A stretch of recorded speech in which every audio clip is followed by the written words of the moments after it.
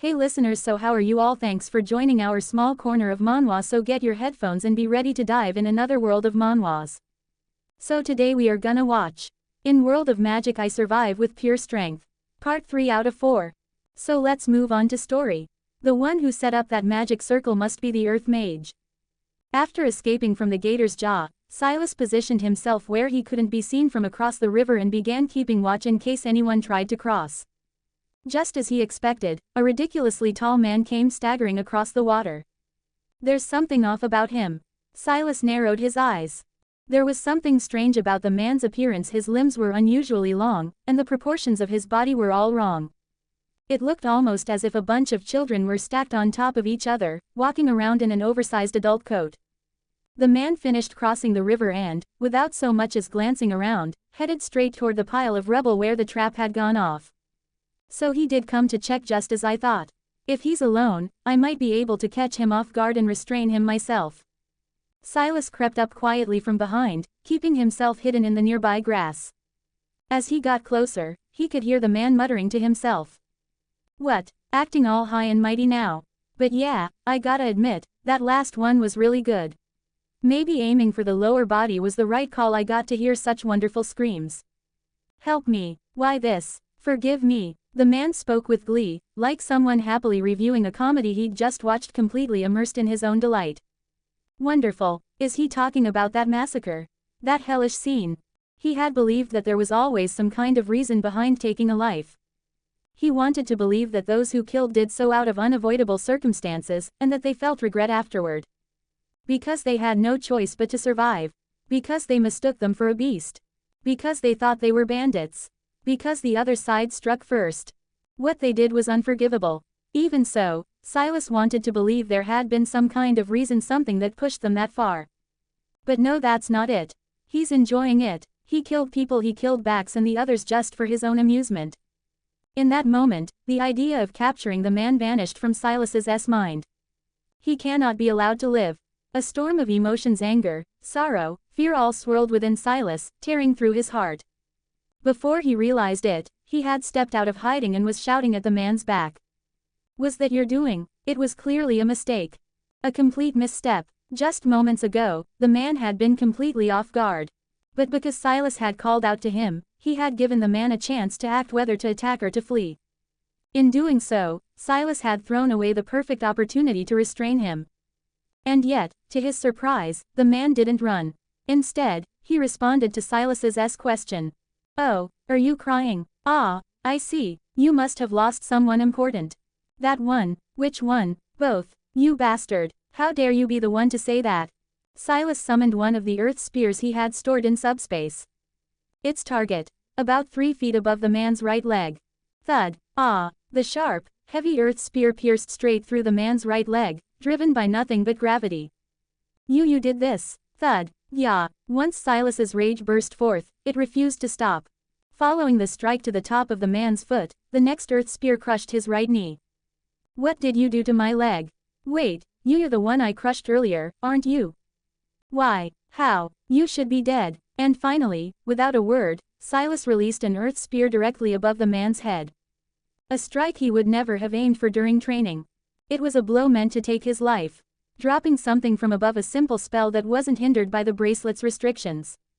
Unlike offensive magic, which often required complex calculations, storage magic classified as daily life magic used simple spell structures and required no incantation. And because enchanted spells revealed no clear sign of when they would activate, they were notoriously hard to counter. Thud. Even so, the man managed to dodge the earth spear at the last second. Was it the difference in combat experience? Or perhaps the difference in resolve? That earth spear was really heavy. If I hadn't done that, my head would have been smashed for sure. Heavy. Dangerous. No choice. Silas, still inexperienced, had hesitated without even realizing it at the thought of delivering a fatal blow. And in that brief moment, the man had done the unthinkable. He cut off his own right leg without hesitation, then let himself fall backward to avoid the earth spear crashing down on his head. Ah, come on, that was really mean, you know. I actually like that right leg, it was one of my favorites. Mean, rude, full of holes. Despite having lost his leg, the man's expression didn't change in the slightest. Sitting flat on the ground, he hurled complaints at Silas as if he didn't feel even a hint of pain. Something about the man's expressionless face unsettled Silas, snapping him out of his adrenaline-fueled rage. Now that he was thinking clearly, he noticed something strange. Despite the spear piercing through the man's leg, there was no sign of blood. Not from the leg, and not from the man himself. A prosthetic. Pretty impressive, huh? Looks great, right? Took me forever to make that thing. And you dare break it? You broke it. So much work. Made it myself. The man shouted in fury, still wearing that same blank expression. His tall, disproportionate frame came from the long prosthetic legs that didn't quite match his body. Whatever. I'll just make a new one using those 3 from earlier and you, too. Replacement. Leg. Hand it overrr. What do you mean by that? Don't tell me those prosthetics are they made from corpses. Oh, not your taste. Well, if I'm going to make a humanoid shape, the materials need to match, right? See, when I create something, I want it to be realistic. Neat, solid, made with care. Silas's eyes went wide in shock, but the man spoke with unmistakable pride. That's right. After all, I'm a puppet creator. That's right. After all, I'm a puppet creator. Puppet creators are artisans who make puppets for a wide range of purposes, from companionship to experimentation to theatrical performance. Puppets were so common that it was said every noble-born girl owned one during her childhood. Even Silas, though unwillingly, remembered receiving one from Bax when he was young. If he recalled correctly, it was probably still somewhere in his family's estate. Some puppets crafted by especially skilled puppet creators were said to fetch eye-popping prices on the market. There were even puppet creators renowned for making high-quality prosthetic limbs. Among nobles, puppet creators were a fairly well-known profession, but someone who used human bodies as materials. Silas had only ever heard of that in fiction. MICH splurch. The man tore through the flesh of the detached prosthetic, forcefully yanking it free from the ground. I think I can still stand on it, more or less. Can do, fix it. As he said that, the man checked the damage on his prosthetic. Then, without hesitation, he shoved his fingers into the torn flesh and began squishing around inside with a wet, sticky sound. Gaga. From the puppet attached to his right hand, a thick, dark red lump oozed out and dropped into his palm. He then began stuffing it into the open wound without a second thought. All right, repairs complete. Don't you think I'm a genius? After roughly stitching the repaired prosthetic back into place, the man stood up to test it out. But his knee trembled uncontrollably, and the dark red mass he had stuffed inside began oozing from the wound. Still, he didn't seem to care in the slightest. Instead, he looked down at his right leg with satisfaction, nodding to himself over and over again. By the way, have you ever done any trap hunting? Trap hunting? The man raised his long left arm high into the air, magic surging through it, and in the next instant, more than 10 magic circles lit up across the ground all around them. So many magic circles. Silas was stunned to realize that the same kind of trap from earlier had been laid out in multiple overlapping layers all around him. You didn't know, traps are meant to be set in large numbers. You cannot escape. If all the traps were triggered at once, the entire area would explode into pieces. If that happened, it wouldn't just be Silas, Helm and Eunice, still in hiding, wouldn't escape unscathed either. Wait, if I damage all the magic circles before they activate? No, it's no use. I don't have enough mana to drop earth spears across such a wide area. If only he had attacked the man from behind without calling out. If only he hadn't hesitated when dropping the spear on his head. It was the difference in resolve that had driven Silas into this crisis. Think there has to be a way. Would a sadist like him really trigger all the traps at once? No, he'd more likely activate them one at a time, tormenting me as I scramble to survive. Besides, he seems to need the corpses. He wouldn't bury everything under rubble all at once. If the traps aren't triggered all at once, then I can dodge them. Dodging a barrage of traps one after another, though, was far easier to imagine than to actually do. Would it be possible if he had Jorcy's physical strength and stamina? Or perhaps, with Guston's explosion magic, he could damage all the magic circles at once. But Silas had neither, so what could he do? Now, what kind of desperate lines are you going to entertain me with, The man swung down his long arm, surging with magic. A trap activated right beneath Silas's feet. Earth spears shot up like bamboo shoots all around him. And then, the ground snapped shut like a vicious jaw. Chomp. 1. Silas used his storage magic to clear a path through the incoming earth spears, then leapt backward. The moment he landed, he took off running straight toward the river. Come on, come on. If you don't run faster, I'm going to catch you. Gya ha ha. Run. Fast tear. Earth spears erupted from the ground ahead of him. But just before the trap activated, Silas released one of his own earth spears and drove it into the ground. Grabbing onto it, he yanked his body sideways, forcing himself into a sharp turn to the right. Chomp. 2. Too bad. There's a trap over there too. Another magic circle activated immediately.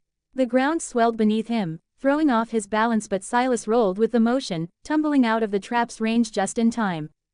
Chomp. Haha th3.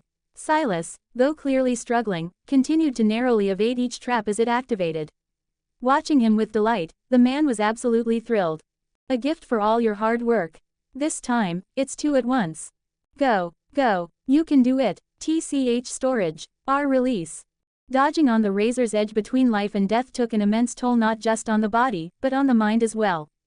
Crack. Ah, damn it, that hurts. At last, one of the jaws had caught Silas. No, to be precise, Silas had injured himself by his own magic. Just before the jaws could close, Silas had released several earth spears, bracing them like support rods to buy himself a few seconds. But that move had backfired. He had bought time, yes, but only a few seconds. And in the process, one of the sharp blades from his own spears had severed his left wrist. I got you. Oh, still not giving up. That desperate look on your face is just delicious. Gya ha ha. So de pe rate. Hill us. Grh ha ha s6s7. Hey, enough already. End him. I know. I'll finish him with the next one. Though wounded and gasping for breath, Silas showed no signs of giving up as he continued to run. Gradually, unease began to creep into the man's mind along with a growing sense of anxiety. Silas wasn't especially fast. He was using magic, yes, but could someone really keep dodging that many traps, laid out so densely? Will Sir Silas really be all right on his own? The relentless sound of traps going off echoed even through the rubble, shaking the space as if it might collapse in on itself. But they couldn't risk going outside. Perhaps to distract herself from the fear, Eunice fought through the pain in her jaw and spoke to Helm. To be honest, I don't think he stands much of a chance. Storage magic alone isn't enough to deal with someone like that. But I'm just a healer, and you're injured to the point you can't even chant. Going out there now wouldn't help anyone. Staying put is the best option. Despite what he had just told Eunice, Helm continued thinking. Open hollow corner bracket. What does the best option really mean? It meant surviving, getting out of this situation alive. No matter how I calculate it, the odds of victory are too low. It might be wiser to use the time he's buying us to slip away. As for her, since she can't move, perhaps she could serve as a decoy. Lately, Helm had begun to take some interest in people, but even now, he still didn't fully grasp what it meant to consider someone a comrade, not even his own squadmates. To him, people were pieces on a board. He felt no hesitation about abandoning Eunice, a stranger, if it improved his odds. Eunice, unaware that Helm was planning to use her as a decoy while escaping, continued the conversation without suspicion. Well, Sir Silas does use storage magic, but that's not his main spell. He just doesn't use his real one much during training because of the bracelet of suppression. Ah, I see. I must have missed that. I've never taken much interest in others. So then, what kind of magic does he actually use? Sir Silas is a gravity wizard. Hollow diamond, what are you doing? Too much fun. You suck. Damn it, I know, okay, I get it. Before he realized it, only a few traps remained. Though his expression stayed the same, it was clear the man was starting to panic. He should have finished it earlier. He'd spent too much time playing around and now he regretted it. Fine, I'll just trigger all the remaining traps at once. Wah. Haha, checkmate. Before he knew it, Silas was standing right in front of him. So close that if he activated a trap now, he'd be caught in it too. Why, I set so many traps. Haha, I learned them. Silas answered while tending to the bleeding from his left hand. Learned what? That moment earlier when you showed me where the traps were. Silas had no exceptional physical strength. He couldn't use explosion magic, either. What he did have was his mind. The 10+ magic circles the man had revealed in an attempt to drive Silas to despair. In that moment, Silas had memorized the location of every single one. And just as he had predicted from the start, the man was triggering the traps by sight. In other words, the traps closest to wherever Silas moved would be the ones activated. By perfectly combining the trap locations, his escape routes, and the timing of each activation, Silas had manipulated the battlefield just like solving a chess puzzle. Huh, that's it, what will you do next? Why yeah, if you think traps are all I've got, then gurk. Gravity, triple strength. With a loud crack, the man's leg suddenly snapped and in the next moment, he was slammed to the ground by an invisible force. Og, my prosthetic, I told you spatial magic isn't the only spell I can use. How much gravity can a human being withstand? There are records of men weighing around 130 pounds squatting over 660 pounds. But that kind of feat is only possible for elite athletes who train constantly. Even they can't walk under 4G for most, even 3G is unbearable. And for the average person, especially in this world, where magic takes the place of muscle, 3G is simply too much. Let alone for a prosthetic limb. Yuya. Ah, no. Breaking down. Crack crack. The man's body collapsed with a sickening sound. He tried to push himself up with both arms but they snapped. Those long arms of his were prosthetics too. Now pinned to the ground, unable even to lift his head, he could do nothing but listen as Silas shouted at him. These are yours, I'm giving them all back, so make sure you catch them. Silas swung his right arm toward the sky and in an instant, countless earth spears appeared above the man, covering the air around him. Aghh. The earth spears Silas had quietly stored away while dodging the traps now came raining down all at once, aimed at the man and the remaining traps. Thud thud thud thud. Already heavy on their own, the earth spears were now tripled in weight by gravity. They pierced through the man's coat reinforced with defensive magic as easily as if it were made of paper. Ga-urka. Stabbed, torn, crushed, driven deep into the ground. Truly, a fitting end reaping what he had sown. The man's body was now nothing but a grotesque mess of flesh, no longer even recognizable. The remaining magic circles, scratched and shattered, were completely useless. And among the earth spears that stood like gravestones, only the puppet that had once been fixed to his right hand remained, lying still and alone. Hollow diamond, Vax, I've avenged you, you and your comrades. Silas pulled a chair from subspace and collapsed into it with a heavy thud, gazing up at the sky. After a while, as if suddenly remembering something, he called out toward Helm. Hey, Freed, it's over on this side. Hurry up and come fix my hand, it hurts like hell. Hearing his voice, Eunice and Helm cautiously emerged from the rubble, still glancing around warily. Sir Silas, oh no, your hand. To use gravity and spatial magic at the same time, I had to take off the bracelet tch. Well, I guess that means I've failed the training. Not much I can do about it. In combat training, removing the bracelet on purpose was an automatic disqualification. With that, Silas was officially out of the exercise. You really cut off your own hand just to remove the bracelet, that was quite the reckless move. At Helm's exasperated remark, Silas pulled his severed left hand out from subspace and replied. That's what I've got you, a healer, for you can fix this, right? I made sure to cut it clean, so don't leave a scar. Hey, of course I'll restore it perfectly. That's what we healers are here for, after all. While Silas was facing off against the puppet creator, Mead and Alba were struggling far more than expected despite having the numerical advantage in what should have been a one-sided fight. Gah, whack, a flying greave slammed into Mead's shoulder. The armor, which had been dragging itself across the ground toward them, suddenly accelerated and lunged the moment it got within range. Just as the man had said, the armor seemed possessed by a vengeful spirit. No matter how much they ran or dodged, the pieces would adjust their course and always strike true, then cling to their target. Even if the insides had been burned away, the weight and impact of the armor were nothing to take lightly. Even the training light armor issued by the Royal Knight Order designed for apprentices was enchanted with high-level defensive magic. But while it could reduce the impact, it did nothing to lessen the weight. With each hit he took, Mead's movements grew noticeably slower. What is going on here? It was better than earlier, at least the armor wasn't flying in all at once. But for some reason, the pieces that latched on wouldn't come off, no matter what they tried. Even Alba now had a gauntlet stuck firmly to his body. Keep standing there and moral latch onto ya. Not that running's gonna help either, though. I ain't really into slow torture, but huh. The man turned his face toward the river. Something there seemed to catch his attention, and he looked genuinely disappointed as he delivered the bad news to the two. "Ah, looks like your buddy got taken down. Shame, I wanted to be the one to do it myself. What did you do to Sir Silas? TCH, you worried about someone else right now.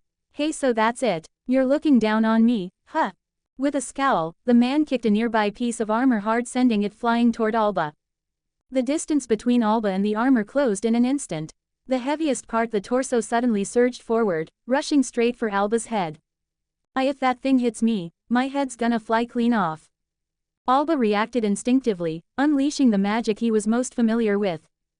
WWAAAAAHH. Flame Tornado Firestorm. Why, you idiot, Alba, don't. Mead tried to stop him, but it was already too late. Alba's full-force fire spell shot straight toward the approaching armor. If it had been a corpse controlled by a necromancer, it would have burned up like before, but armor made of metal and leather was a different story. Now heated to a glowing red, the suit of armor turned into a blazing hot projectile rushing straight at Alba. "Please make it in time, Icicle." Mead cast an ice spell at the searing hot armor, hoping to at least counteract the heat. But he was too late. "Awa, Mead, do something please." Even if they could block the impact from the flying armor with an arm or a leg, the real problem was that it stuck. Now superheated by his own magic, the armor would cling to Alba's body and burn him alive. And there was no way someone like Alba could endure that. Unable to bear imagining the horrific scene that was about to unfold, Mead instinctively turned his face away. Clang, clatter. But contrary to his expectations, the red-hot, blistering armor lost its momentum and tumbled to the ground right in front of Alba, who had crouched down with his head in his hands. "Huh, I'm alive." The man let out a heavy sigh, staring at Alba with a strangely serious expression.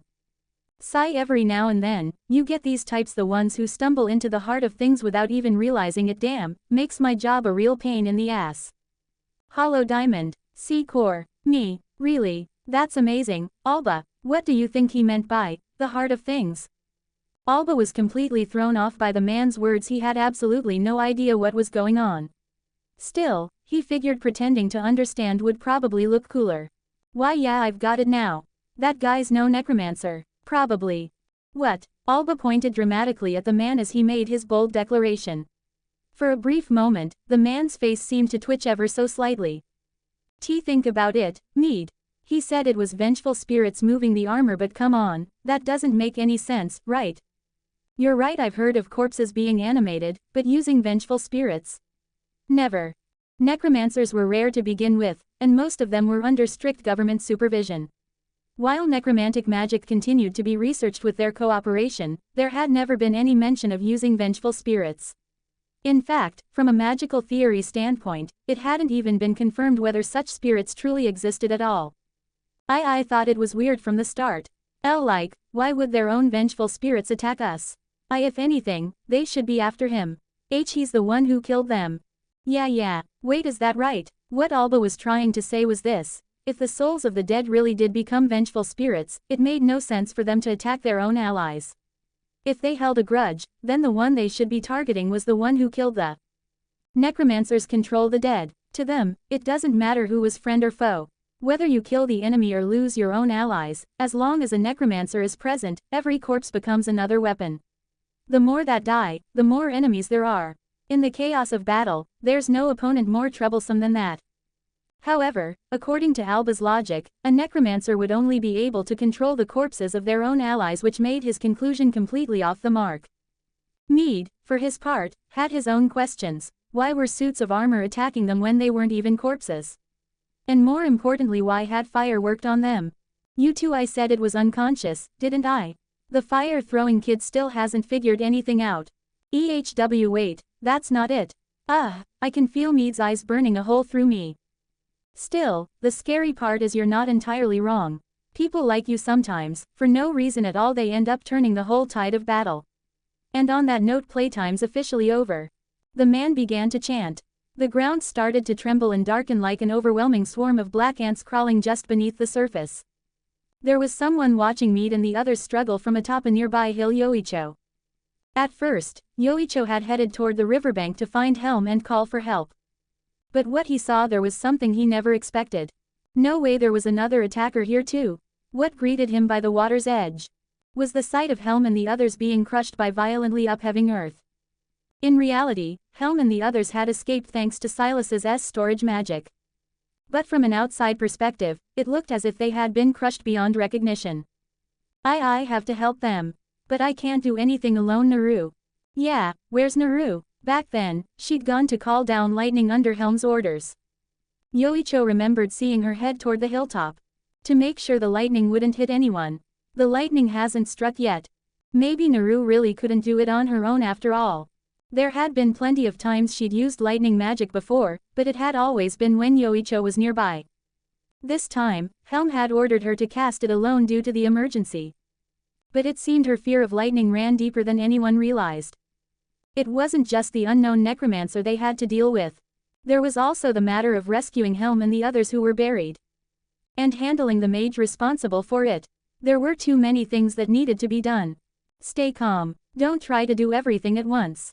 Take it one step at a time, don't lose sight of what matters most. He took a deep breath. And a sharp jolt of pain shot through his injured shoulder. That pain snapped him out of the fog, pulling his fading mind back into focus. The most important thing right now is to alert the commander. For that, I need the ring. First I have to find Naru. To inform Jork and the others, he needed Naru to fire a lightning bolt into the sky as a signal that was the top priority. He wanted to rescue Helm and the others. But if an enemy was still nearby, Yoicho, unable to use offensive magic, wouldn't stand a chance. Clutching his injured shoulder, Yoicho somehow managed to climb the hill. And just as he expected, there was Naru, collapsed on the ground, unable to cast her magic. Naru, everyone's in trouble, we need your help. Yoicho, I'm sorry, I really couldn't do it. Why, Yoicho, why, you're bleeding. Tears welled up in Naru's eyes as she looked down. But when she saw Yoicho's wound, her eyes went wide. I'm fine. It's nothing. Just cast the spell, hurry. Oh, okay. Still hesitant, Naru began to chant. Behind her, Yoicho kept a close watch on the battlefield below the hill, where the fight with the necromancer raged on. And then, he noticed something. Wait, Naru, aim for that man. It might be tough, but I'm right here with you. Oh, okay, I got it. But this is my third time today, so even if it hits, it won't be that strong. I know, that's fine. Besides, this way's easier for you to aim, right? Naru had always struggled with casting lightning into chaotic battlefields, where she couldn't be sure who the bolt might hit. At the Magic Academy, she had been taught. Lightning magic is hard to control when you cast it, think of it as a one-hit kill. Because of that, Naru had always hesitated to use it. It was already difficult enough to aim. But the thought of accidentally striking an ally made it nearly impossible for her to pull the trigger. However, after repeatedly using lightning magic during the pit trap strategy, they'd discovered something important. When wearing the bracelet of suppression, lightning spells didn't cause instant death or severe injuries like lost limbs. Thanks to that, Naru no longer felt the same fear she once did. As long as she had the bracelet on, she could cast lightning magic without as much hesitation. She focused her mind and began the complex chant. After using it multiple times in real combat, her image of the spell had become much clearer. As a result, the lightning magic now summoned storm clouds much faster than before. Lightning bolt, Ka-boom. A brilliant bolt of light shot down, piercing straight through the necromancer. And in that same instant, a deafening thunderclap roared across the battlefield. You hit him. That was amazing, Naru. Let's head down and regroup with the others. If my prediction's right, that necromancer shouldn't be able to move anymore. ? Oh, okay. I got it. Hollow diamond. Just moments before Naru's lightning came crashing down. Still, the scary part is you're not entirely wrong. People like you sometimes, for no reason at all, they end up turning the whole tide of battle. And on that note, playtime's officially over. As the man whispered a chant, the ground began to darken and writhe. That darkness crept toward a nearby suit of armor and latched onto it. Almost instantly, black thorns began to sprout from its surface. The very same kind that had pierced through Yoicho's shoulder. This is bad, Mead. The armor's covered in spikes now. So it's gonna come flying at us. Looks like we've got no choice. We'll have to strike first before it gets us. Up until now, Mead had been on the defensive, caught off guard by the man's unpredictable attacks. But now, he was ready to take a gamble. Strike before you're struck. It was a simple tactic. But now that defense was practically impossible. There was no choice but to bet everything on it. As a precaution, Alba would use Firestorm to shoot down any incoming armor. But why it had worked before, and whether it would work again was still uncertain. They couldn't rely on it completely. This is great. Let's see what lands first, my spell hitting you, or yours hitting me. Hey, I love it. It's like a damn duel. The man's words served as the signal.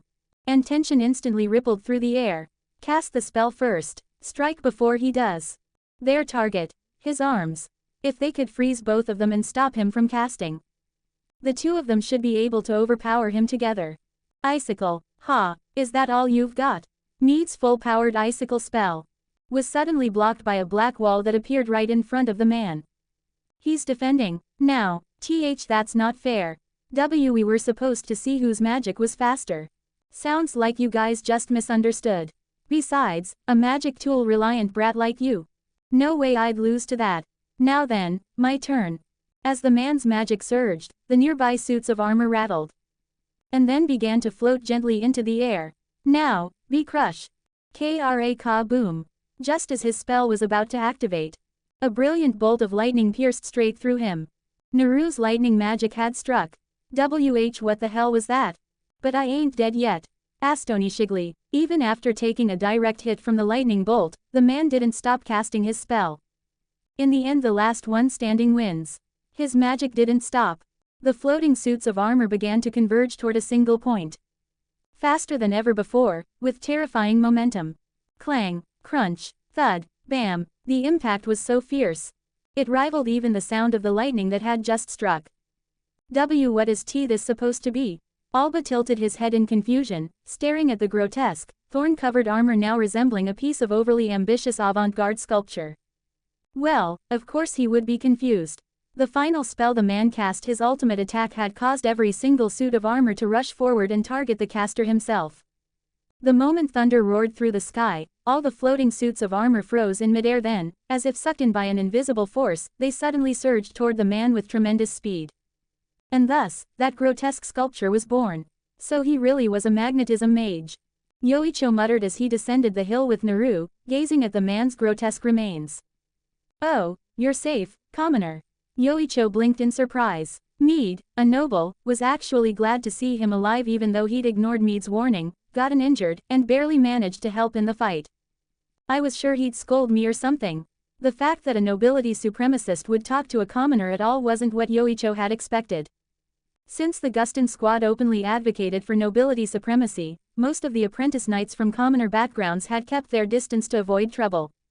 However, seeing Silas desperately searching for backs, a fellow commoner, and how Mead and Alba, despite their arrogant tone, spoke to them without hesitation, made Yoicho feel ashamed. He realized he might have been looking at them with prejudice. Hey, you, what's going on?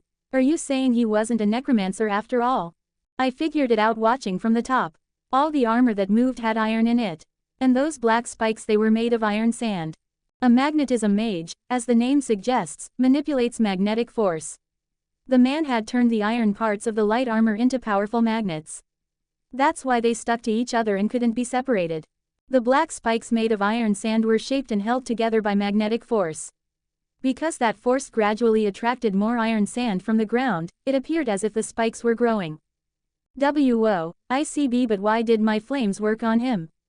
Haha, that's because magnets temporarily lose their magnetism when they get too hot. I was sure he was using magnetism when I saw that. Magnetism magic isn't classified as an attack type, it's considered a form of daily life magic. It's mostly studied by those who work in ironworks, where they extract iron from iron sand. Since Yoicho specialized in daily life magic, he had taken a course on it at the academy and understood the properties of magnetism well. It was magnetism, huh? I had no idea. Wait, I mean, I knew he wasn't a necromancer, of course. Electric shock and magnetism, huh? I see, that was clever thinking. Magnets lose their magnetism at high temperatures. So then how do you make them stronger? That's right, electricity. When the man pushed his magical energy to its limit to amplify the magnetic force, Naru struck him with electricity, boosting it even further. As a result, objects with stronger magnetic fields are drawn to each other.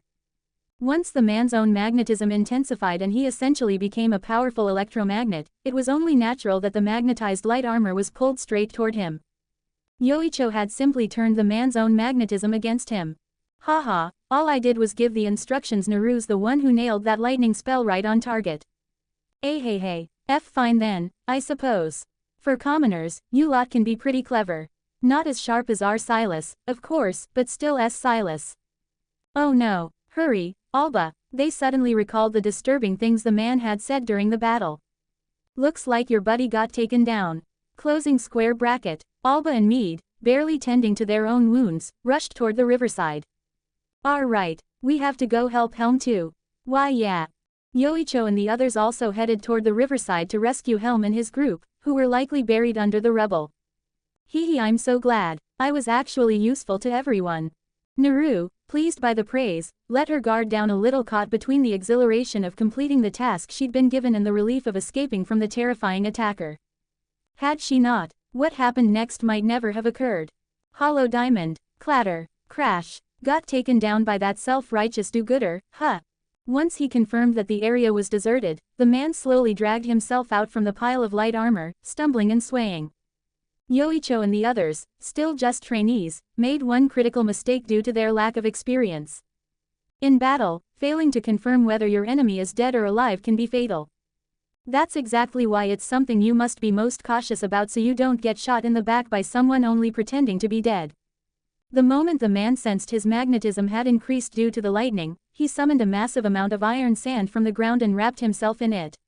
On top of that, he reversed his own magnetic polarity and successfully minimized the impact of the incoming armor by using magnetic repulsion. Very few people are capable of controlling magic to that extent on the spot. Most would panic in such a situation. To be able to respond like that, he must have either anticipated it beforehand, or he's a seasoned soldier who survived a similar experience in the past. Even so, a few of the spikes had pierced him, and he had taken damage from the lightning. To put it mildly, he was in bad shape. Continuing the fight any further would be meaningless for him. As long as I'm alive, it's not a loss. But I guess I'll retreat this time. Captain Harbies is gonna chew me out for this one. But still, I managed to pick up some interesting intel. Nobles, I've got a bad feeling about that. Man, we're both pretty hard to kill, aren't we? The man narrowed his eyes as he watched Naru by the riverside, picking up a cute little puppet. As Yoicho and the others descended toward the riverside, the first thing they saw was Silas sitting in a chair, receiving treatment. Next to him was Helm, administering the healing. Seated beside them was a woman who looked vaguely familiar, someone they had seen before, though they couldn't immediately place where. Helm, I'm so glad you're okay. Yoicho called out in relief. Perfect timing, Yoicho. I could use a hand here. Wait, you're injured too. Did you at least wash that wound properly? Helm replied, glancing at the gash on Yoicho's shoulder. Silas. Why your hand? What happened? Are you alright? TCH. Don't make a fuss. It's nothing serious, Silas said, brushing it off with a scowl. More importantly, you lot look filthy. What happened to you? Ah well, things got pretty rough on our side too, Mead began. As everyone rejoiced over each other's safety, Naru watched from a step behind, her heart slowly relaxing with a growing sense of relief. It had been their first real battle and they'd come out victorious. Not just Naru, but everyone there had let their guard down, if only a little. What's that? Naru suddenly spotted a doll lying by the roadside and ran over to it. It was an adorable puppet modeled after a horned rabbit and Almiraj. The Almiraj was a small, rabbit-like magical beast with a single horn growing from its forehead. Despite its cute appearance, it was known for its fierce temperament. However, if the horn was removed, it would become docile. Because of this trait, it was one of the most commonly requested magical beasts among nobs, who sought them out as exotic pets. Wow, it's so cute. But why is it just lying here like this? For wealthy nobles, puppets like these were a common sight. But for Naru, a commoner, they were an object of longing she could never afford. It was only natural that her hand reached out before she could stop herself. And since Naru had no idea about the battle between Silas and the puppet creator, she didn't think to be cautious. Without a second thought, she slipped the puppet onto her right hand. Using a cheerful, high-pitched voice, she began to make it talk, just like a child playing pretend. Hi there, I'm Al the Almiraj. Nice to meet you, Naru-chan. Hey. Thump. Naru's heart gave a violent jolt. Aha! Her strength drained away, her pupils dilated, and drool slipped from her half-open mouth. As her body rapidly slipped out of her control, fear began to take hold. A wave of revulsion coursed through her body, as if something foreign was forcefully invading her from the inside. It felt like her paralyzed limbs were being moved by someone else. Like her own body was no longer her own. Naru twisted in agony, reaching out toward Yoicho. But he was far too far away. Why Yoicho help me? Suddenly, her expression went blank. Just like that tall man Silas had fought moments ago. Hollow Diamond. For a moment, Naru stood there in a daze. Then, without a word, she quietly rose to her feet. After glancing around to make sure no one was watching, she silently slipped away from the group. Then, following the narrow earthen bridge the tall man had created earlier, Naru crossed the river and headed for the opposite bank. There, waiting for her was the magnetism wizard. Well, what happened to you? That's quite the adorable form you've taken. Gotta say, it suits you pretty well, Neburos. Naru, now referred to as Neburos, showed no reaction. Her expression, stripped of all trace of emotion, was like that of a lifeless doll. And then, with that same blank face, she began to speak in a disturbingly cheerful voice. I gave it a cute new look, and she picked it right up. Amazing, right? Well, I am a puppet creator, after all. Th's time was really dangerous. Silas hadn't realized it. No, could anyone have recognized it on their first encounter? The truth that it wasn't the tall man controlling the puppet, but the puppet controlling the tall man. Ha, what, played around too much again? Yeah, I can't say I feel sorry for you. Well, you got taken down too, Zorei. I'd say we're even, yes, Zorei. Defeated. The two of them turned away from the river, marching deeper into the forest without the slightest hesitation. Yeah, guess you're right. Right now, running's about all we can do. That girl over there, she uses lightning magic. That's what got me. By the way, what happened to the last puppet you had? Did you leave it behind? It got broken. I really like that one. Too bad. Cannot repair. Yeah, that last puppet wasn't his name Donnie's. He was pretty much at his limit anyway. Guess this worked out nicely. Exactly. I'd patched that puppet up so many times already. To be honest, I was starting to think it was about time for a replacement. Fixed legs. Fixed arms too. Ha, you say you fixed it, but you're the one who broke it in the first place. Ah, but I guess it was missing an arm to begin with, huh? For Zorei and his group, this attack was not part of a carefully laid plan. They had merely ventured a little farther in the opposite direction during their routine reconnaissance and encountered the enemy, nothing more than that. As soldiers, they should have reported the anomaly to their superiors before taking action. However, that sense of protocol was faint at best for Zorei and his group, who were originally mercenaries. They had come to wage war. Yet all they'd done was waste away in boredom at their base, day after uneventful day without a single fight. So when prey happened to wander into their path, it was only natural that they'd bite down without thinking. That said, acting on their own was still a clear violation of military regulations. Even with a lenient captain, the two of them would undoubtedly face some sort of punishment. Still, it hadn't been a total loss. They had gained something in return, information and a prisoner. Those men who claimed to be nobles. If Zorei's memory served him right, there were no nobles in the Narbonne Empire. That country was built on pure militarism. It had a strict caste system based on rank, yes, but not a noble class. And then there was the girl now being controlled as a puppet by Neburos. Well, if we bring back a little something like our prisoner, maybe the captain won't be quite as pissed. From the tear in Zorei's tattered coat, a glint of red caught the fading sunlight. A glimpse of the emblem stitched inside. The Crimson Lion. Savage, relentless, bloodthirsty. Jork, do you see anything yet? Not yet, but I don't think we're too far off now. It had been about 10 minutes since they heard the thunderclap. They had been moving at full speed ever since. Perhaps thanks to the smoked fish Helm had made, Guston's complexion had improved significantly. He now led the charge, running at the front of the group. Guston's recovery is quick, is it not? He looked like he was on death's door just a moment ago. Pant that smoked fish, it had the scent of harrimony grass. I think that's what did it. Harrimony grass. Ever heard of recovery pills? That stuff happens to be one of the main ingredients. You look worse off than Guston, I mean you, sir. I'm a healer ha running isn't ha exactly my job. If it's that hard, maybe you don't need to force yourself to talk. Even as he gasped for breath, Marbeldo kept explaining. Was it kindness? Or was he just the type who couldn't resist sharing what he knew? The fish around here already have a lot of mana, and then they smoked it with halimony grass on top of that HMPH. Well, I can't say I'm feeling too bad. Healers can boost the body's natural healing using the patient's own mana. If the patient is out of mana, the spell has no effect.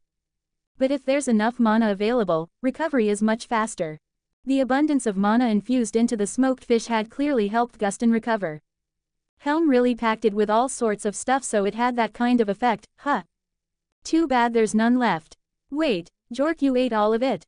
Was it really okay to let Guston and the others eat that amazing smoked fish? Helm's totally going to be mad about this. I wasn't the only one who ate it, big bro. You're the one who offered it to Guston and the others, remember? Goo damn, you're right. Even if we're in a ceasefire, I'm still supposed to resume our duel later. And I just went and handed my opponents a buff like I was sending them care packages. Then again, Guston's probably done for the day. And the other guy's a healer, so maybe it's fine. Big bro, one of the scout signals just went off. It's alright around where we dug those pit traps. You're kidding, don't tell me. The entire squad fell into my trap, and now they're sending out a distress signal. Hollow diamond, big bro, they're right under us. Jork pointed to the ground, and I squinted down at it. Yep, this was definitely the pit trap I'd dug myself. Honestly, I know I'm the one who made it. But come on, how unlucky do you have to be to fall right into this thing? When there's that much space to walk around. Since Jorcy's detection spell picked them up, they must still be alive. Better dig 'em out fast. HMPH. So they're down here. Stand back, commoner. Wait, are you seriously? Detonation blast. Boom. With a surprisingly light sound, the ground burst open. There's someone buried down there, and he just blew it up without a hint of hesitation. This guy's calm about the craziest stuff. HMPH. Don't worry, who do you think I am? I know how to control my mana. Now hurry up and pull him out, commoner. Just beneath the surface of the hole that Guston had blasted open, the collar of a light armor suit was visible. This time, the pitfall had been made deliberately narrow, designed so that a person couldn't climb out alone. It had worked far better than expected, almost too well. Which also meant that if they'd had allies nearby, getting out should have been easy. So why didn't anyone help this guy? Was he being bullied or something? Well, putting that aside, I should probably just help the guy already. Alright, leave it to me. With that, I said to Guston and thrust both hands into the hole. Before I came to this world, I could deadlift nearly 400 pounds. Using the same technique, I gripped the exposed part of the light armor, planted my feet, and engaged my traps and lats. Then, in one powerful motion, I hauled him upward. Woolraya. With a grunt, he heaved. And up from the ground came a man, his hands pressed together just in front of his face, like a monk deep in prayer. Am I getting stronger? Pulling a full-grown man out from under the earth. That should have taken way more strength than a 400-pound deadlift. And yet, I did it. Easily, with plenty of power to spare. Hey, lay him down over here. Marbeldo, will examine him. Right, yeah. Trying to suppress the swell of pride inside, I gently laid the man down on the ground. Man, I'm glad I kept up my training even after coming to this world. Consistency really is everything. Maybe the food here's been helping too. I'd heard that the meals Mr. Ubin cooked in the mess hall used ingredients rich in mana. They were meant to help knights recover the magical energy they lost during training. Maybe mana-rich foods had a similar effect to protein when it came to building muscle. This one's backs. I've seen him with Silas several times, no doubt about it. It wasn't lack of oxygen that knocked him out. Looks like he passed out from the pressure on his whole body. He was buried, though. Wouldn't that mean he ran out of air? Look, he's got both hands covering his mouth and nose, see? That small gap would have created an air pocket, enough to keep him breathing for a while. I'd heard before that if you're caught in an avalanche, creating an air pocket like that greatly increases your chances of survival. Maybe this guy's used to traveling, he probably knew that kind of survival trick. That's a great tip, big bro. Now I won't have to worry if I fall into one of your pits myself. Why, you idiot, don't say stuff like that. So the culprit was closer than we thought. To think you'd rescue the very guy you trapped, how poetic. What a masterpiece of self-sabotage. It wasn't like that. I mean, okay, maybe not entirely untrue, I did dig the hole, sure, but yeah. I wasn't the one who buried him. He never imagined someone would actually manage to get themselves buried alive. The pitfall was supposed to be just a simple delay tactic. Maybe it was time to rethink the whole trap strategy. Oh, so that's Bax then. Where did Silas and the others go? Now that you mention it, where did the rest of them go? They're over by the river, big bro. At Jorcy's comment, he looked down toward the riverbank and saw a landscape so torn up it looked like it had been hit by an air raid. Down there, Yoicho and the others were scrambling around in a panic. His body felt heavy, his head throbbed with pain. The dirt clinging tightly inside his clothes made his skin crawl. He couldn't move a single finger. But the fact that he'd instinctively created an air pocket over his mouth. That, at least, was Bax's one stroke of luck. However, the weight of the earth pressing down on his entire body made it nearly impossible for his lungs to fully expand. Being unable to move for hours on end brought a kind of suffering that was not far from torture. How much time had passed since his consciousness had slipped into darkness? So bright. HMPH, finally awake, are you? Sir Guston. The first thing Bax saw upon opening his eyes was Guston's face looming just inches away. To wake and find a noble one he feared and revered in such close proximity. For Bax, it was pure panic and confusion. Ignoring the one who saved you, are you? My apologies, Sir Marbeld. Thank you so much for saving me. I swear I'll repay this debt later. Where's young Master Silas? Still stiff from being buried so long, Bax rubbed at his aching limbs and glanced around, as if hoping someone would rescue him all over again. If you're looking for Silas, he's down by the river. So, what the hell happened? You're Jork, why are you with Sir Guston? Still struggling to process the fact that the man he'd been tailing was standing side by side with his noble employer, Bax grew increasingly bewildered. Trying to calm him down, we began descending toward the riverbank to regroup with Helm and the others. Hollow Diamond, young Master Silas, Bax, you're alive, I was worried sick about you. Why yes, I honestly thought I was going to die when the hole collapsed on me. But Sir Guston saved me. Still carrying Bax, whose body was only just beginning to move again, I made my way down the slope and brought him over to Silas. Bax, Silas and a girl I didn't recognize were all caught up in an emotional reunion. Watching them from the side, I couldn't help but let out a wry smile. It was like they were long-lost family members finally brought back together. Man, they're really going all in, huh? Apparently, Japanese people aren't great at expressing their emotions. When I used to watch Western films, I'd sometimes feel a bit of discomfort at how over the top the characters could be. Not that I disliked it, far from it. In fact, I liked how honest they were with their feelings. Maybe I was even a little jealous of them. This is a rare chance to start my life over. Maybe I should try becoming someone who expresses their emotions more freely, too. Come to think of it, the main characters in all the manga I loved back home. They always wore their hearts on their sleeves. They shouted what they felt, no hesitation. Like, give me your energy. Yeah, that one. Luckily, no one in this world knows the old me. If I'm going to change who I am, now's my chance. Ha ha ha. What's up, Helm, buddy? Wow, this place is insane. Did a natural disaster hit while I wasn't looking? Oh no, that was a disaster. Trying to sound like one of those over-the-top characters from American sitcoms totally backfired.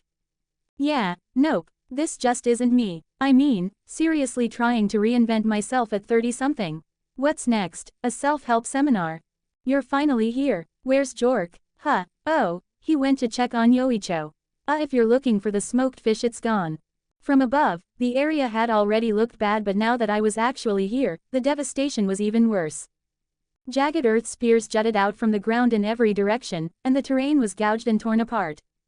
On the way here, we passed campfire remains stained with blood, scorched patches of dirt, and abandoned pieces of light armor, clear signs of a violent battle. Even then, I still didn't realize just how serious things had gotten. That by this point people had already died. That doesn't matter right now. Naru is missing. Have Jork start searching, immediately. Naru, I see. So that's why Yoicho looked so panicked. As I replied somewhat leisurely, Helm suddenly grabbed my arm roughly and snapped at me in a sharp tone. Naru was most likely taken by the attackers. Every second counts. Wait, what? Attackers? Actual attackers? So much for a character makeover. Hollow diamond. Guston infused his ring with magic. A sharp, high-pitched keen sound rang out, and then whoosh. A glowing mass shot into the sky from the ring. That should bring the full knights here soon. Was it really okay to use your ring instead of Bax's? It's fine. The moment Silas removed his bracelet, his disqualification was set in stone. And in his current state, well, you see. After hearing the full story from Eunice and learning that 3 of his comrades had been killed, Bax fell into a deep state of despair. He hung his head and wept in front of the armor Alba had gathered from the fallen. It wasn't the kind of moment anyone could interrupt with words. Yoicho, too, was visibly shaken. After all, someone who could commit such brutal acts without hesitation might have taken Naru. No wonder he couldn't sit still. But why do you assume the girl was taken? No one saw it happen, did they? Isn't it also possible that she just got scared and ran off? What? Naru would never run away on her own. Sure, she does get lost sometimes, but she'd never leave without saying something to me. Indeed, Naru was a timid girl who rarely left Yoicho's side. The only time she'd go off alone was maybe to use the restroom. Ever since I met her, she'd always be quietly hiding behind someone, never once straying far on her own. Well, it's not exactly strong evidence, but the body of the attacker was gone. Huh, then what about that one? The guy who got skewered over there, isn't he one of the attackers? Hey, right. Jork pointed at the mangled thing that might have once been a person. But was it really? With its limbs missing, it looked more like a broken doll than a corpse. There were 2 attackers, Helm said quietly. I'm sorry, we should have double-checked, Mead added, his voice heavy with regret. Apparently, when Alba and Mead returned to the scene to recover the victim's belongings, the attacker's body was already gone and Naru had vanished around the same time. 2 attackers, huh, I assume they weren't apprentice knights like us. Everyone who had actually fought the attackers shook their heads. If that was the case, then what were they? Bandits, maybe. I remembered Kyle mentioning something about a bandit suppression mission once. Whatever the truth was, all we could do now was wait for the full-fledged knights to arrive. With no effective plan in sight, and the group settling into a mood that bordered on resignation as they waited for the full knights to arrive, Yoicho suddenly raised his voice. We can't just sit around waiting for help. I'm going after Naru myself. I'm going to save Naru. Wait, Yoicho. Yoicho, unable to contain his desperate urgency, took off running to save her. But I reached out and casually grabbed the back of his collar with one hand, stopping him in his tracks. Don't stop me. I have to hurry. I'm not stopping you. I'm all for rescuing her. But first, we need to figure out exactly where Naru is, right? Yeah, Big Bro's right. Leave that part to me, this is my thing, remember? Ah, why yeah, thank you. Jork began his search spell without hesitation. Thanks to the suspiciously concocted smoked fish Helm had made earlier and the sheer amount he had eaten, he seemed to have magic power to spare. Did you find her? Is she close? Yoicho, don't rush it. You're gonna mess up Jorcy's concentration, alright. In situations like this, we've gotta stay calm and composed. Be patient, got it? Now then, Jork, how's it looking? Did you find her? Are they nearby? Hey, you listening? Yeah, across the river, 3 people moving together. I'm pretty sure that's them. 3, that doesn't match the number we were expecting. Still, if Jorcy's detection magic picked them up, then they can't be too far away. And if the attackers are wounded, we might just be able to catch up in time and get Naru back.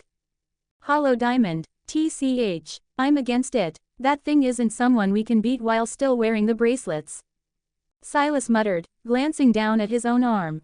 His wrist had been successfully reattached, but it still looked like it would take a long time to fully heal. Why yeah, even if he's injured, that guy's still insanely strong. And if he's got a hostage, there's no way we can make a move. I understand how you feel, commoner. But we should wait for the official knights.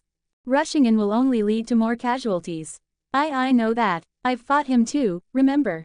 I know how strong and dangerous he is. That's exactly why we have to act fast. Naru's in danger. Helm, you agree with me, right? Maintaining constant tracking on Naru's location via Jorcy's detection magic. And waiting for the official knights to perform a swift rescue, that would be the most reliable course of action. I agree. None of those who had actually fought in the battle sided with Yoicho, perhaps because they understood the overwhelming difference in power. Helm was no exception. So even you, Helm, I get it now. It's because Naru and I are just commoners, isn't it? Fine, then I'll go rescue her by myself. Smack. A sharp, dry sound rang out. It was Guston. He had slapped Yoicho across the face as the boy stepped toward Helm. Calm yourself. What do you think will happen if you go charging in? From what I hear, you're specialized in daily life magic, aren't you? If someone like you goes in and agitates the enemy, have you considered what might happen to this Naru girl? But even so, HMPH, I never said we wouldn't go after her. Silas was the enemy truly that strong? Yeah, at least with the bracelet still on, there's no chance of winning. Very well, that means he's no match for me once I've taken off the bracelet. Hey, you're a wind mage, right? Cut off my hand, now. Ooh, got it, air cutter. Wait, you idiot. I lunged in just in time and crushed the air cutter with my bare hand before it could reach Gustain. That's way too reckless, nobleman. And Jork don't just go slicing off other people's limbs without a second thought. Seriously, I was this close to having a heart attack. Still, I didn't expect Gustain to be so dead set on rescuing Naru. She's from another squad, a commoner, and we were literally dueling each other earlier. I figured he'd scoff and say something like, HMPH, leave the commoner to her fate. But nope, totally the opposite. See, everyone's staring at me with that same shocked expression. Wait, why me? Did you see that, Mead? He just crushed air cutter with his bare hand. That alone is crazy, but how the hell did he move faster than a wind spell? I don't know how it works, but his magic resistance seems genuine. Completely abnormal, but real. TCH freak. Wait a second, that last one was definitely an insult, right? Well, now's not the time to argue about that. Why would you do that? HMPH. It is the duty of nobles to protect the people. What else would I do? However, I won't allow you to come along. Wait here for my return. I won't stay behind. There has to be something I can do. If it comes to it, I'll even be the decoy. I've said this time and again, commoners like you have no place on the battlefield. Even if you had some talent, you could never measure up to the bloodline passed down through generations of nobility. Know your place. Noblesse oblige, the noble obligation. What Justin referred to as noble blood was most likely resolve. Today, many nobles have fallen into corruption and decadence, but originally, it was both the duty and the honor of the nobility to step onto the battlefield in defense of the kingdom's greatest asset, its people. All nobles are taught from a young age the meaning of noblesse oblige, the noble obligation. In times of crisis, they are expected to place themselves in harm's way for the sake of the weak. War and governance, that is the true calling of the nobility. Through these duties, they have expanded their territories and earned their honor. Look at that, that's what happens when commoners pretend to be knights just because they happen to show a bit of magical talent. Guston pointed as he spoke toward Bax, who was still overwhelmed by grief. Why do you insist on shedding blood? If you were born a farmer, then farm the land. If you were born a merchant, then trade. There is no shame in that. Those are things a noble like me could never do. Guston's speech was a touch theatrical, his gestures broad and his tone grand. But still, he was a noble through and through. Unlike Jorcy's overly dramatic, almost comedic chanting, Guston's presence had a certain undeniable flair. Every person is born with a role to play. It is the duty of us nobles to rescue the people. All you commoners need to do is wait for my return now. If you understand that, hurry up and cut off this arm. Don't worry. Once it's off, I, Marbeldo, will heal it right away, and far more perfectly than that healer over there ever could. These guys, they're not exactly the kind of nobles I imagined. I thought they'd be snobby and cruel to commoners, but they're willing to risk their lives for the people like proper rulers. Basically, they're saying, you don't need to be on the battlefield. We nobles will protect you. Could it be that this whole nobility supremacy thing is actually kind of noble? I couldn't help but feel surprised at how different Gustain and the others were from the stereotypical nobles you see in stories. Despite their young age, they carried themselves with a sense of duty and purpose that was genuinely admirable. Man, are all nobles really like that? Impressed, I turned to look at Helm, who was also a noble with a hint of newfound respect in my eyes. Just so we're clear, only the nobility supremacists talk like that these days. It had been over a decade since the last Great War. Thanks to magical artifacts capable of creating protective barriers, large-scale wars between nations had become a thing of the past, and the world had grown increasingly peaceful. According to Helm, in this day and age, the only ones still preaching noblesse oblige were those clinging to outdated ideals of nobility supremacy. So that's how it is. Then I guess that means you're not like them, Helm. Ah, you really don't get it, do you? Sure, Those nobles may talk a good game, but their true goal is to weaken the strength of us commoners. The idea that nobles protect the powerless commoners sounds noble on the surface, but flip it around, and it really means, since nobles will protect you, there's no need for commoners to have power of their own.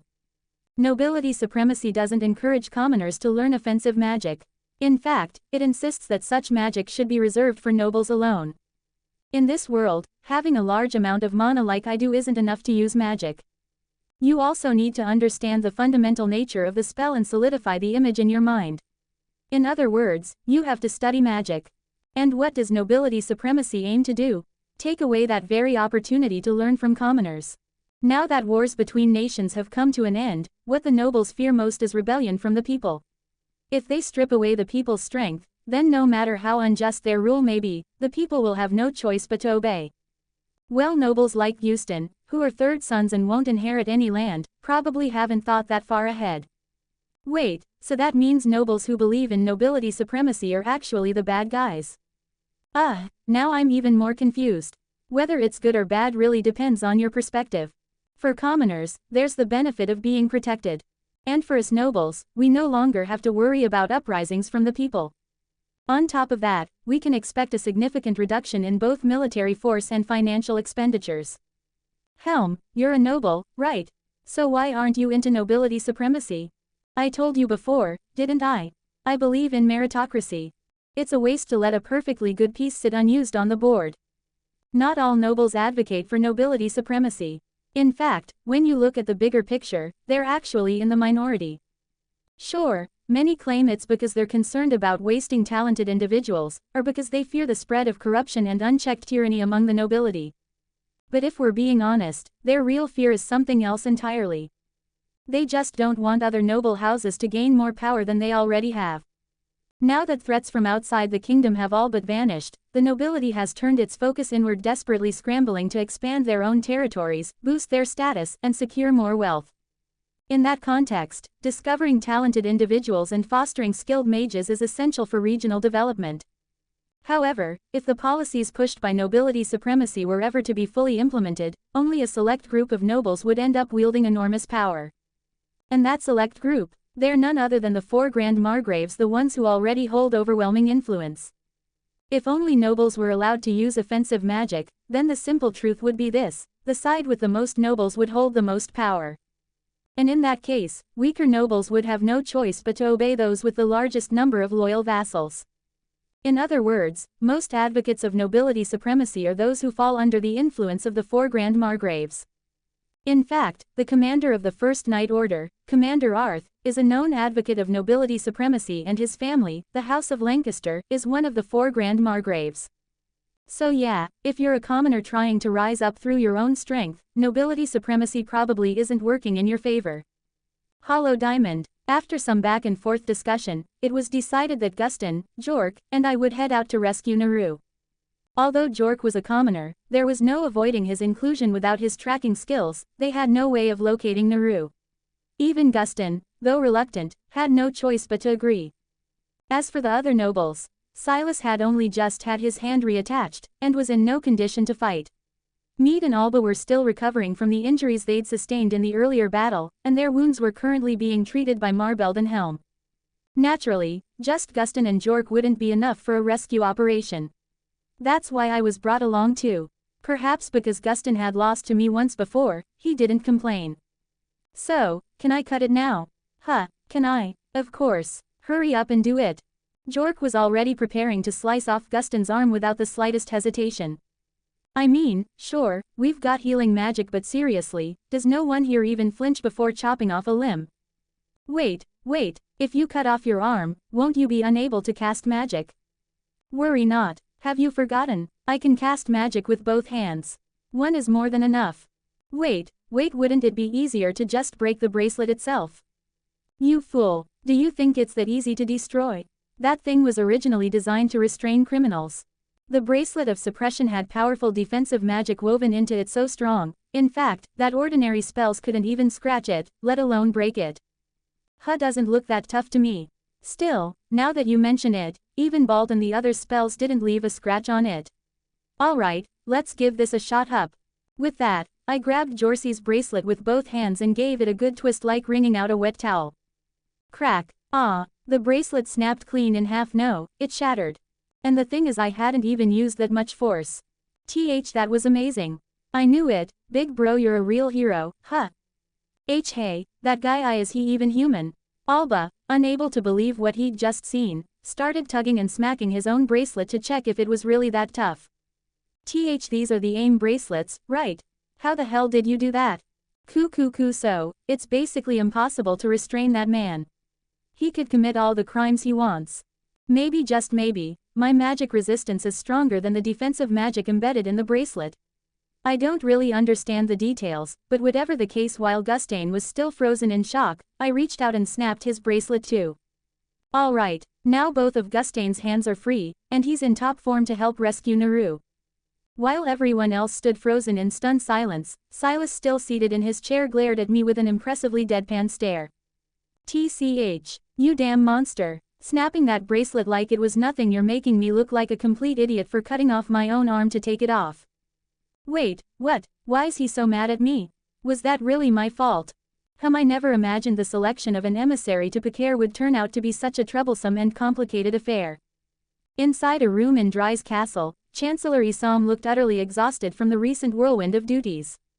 The extent of his fatigue was made all too clear by the countless empty bottles of magic potion, temporary name, scattered across his desk. Incidentally, the so-called magic potion temporary name was something that had been created entirely by accident during one of the Magical Academy's genius, Professor Train's, experiments to develop a mana regeneration potion. It turned out to be surprisingly effective at dispelling drowsiness, though it didn't restore even a drop of mana. Your forces have crossed our border and are deploying militarily. We demand an immediate withdrawal, as well as inspection and reactivation of the artifact that maintains the border wall. That's all the envoy was supposed to deliver to the Picare Republic. So why was the selection of someone to carry such a simple message proving so difficult? It had all started with one simple statement from King Sarthius. I'm far too old for climbing mountains at my age. Let someone else go in my place to inspect and recalibrate the artifact. The artifact in question, believed to be the source of the current anomaly, was located in the northern region. In order to disable the powerful barrier magic protecting that location, the top leaders of both nations, the King of Sarthius and the head of the Picare Republic, had to be present together. And now, King Sarthius had declared that he would be sending a representative in his place for this crucial diplomatic task. A royal representative, in other words, someone acting on behalf of the king, would naturally be seen as the next in line to the throne. As a result, rumors quickly spread throughout the royal castle. Would the emissary sent to the Picare Republic be chosen from the faction backing the future king? And so, the power struggle began to move in earnest. First came the faction led by Prince Lukfin Sarth, the first prince.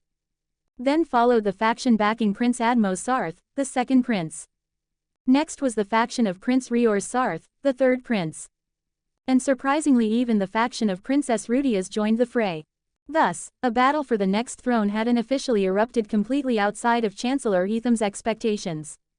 That said, the proxy would be entrusted with the king's ring, an artifact known as the royal sigil, which alone grants access through the barrier.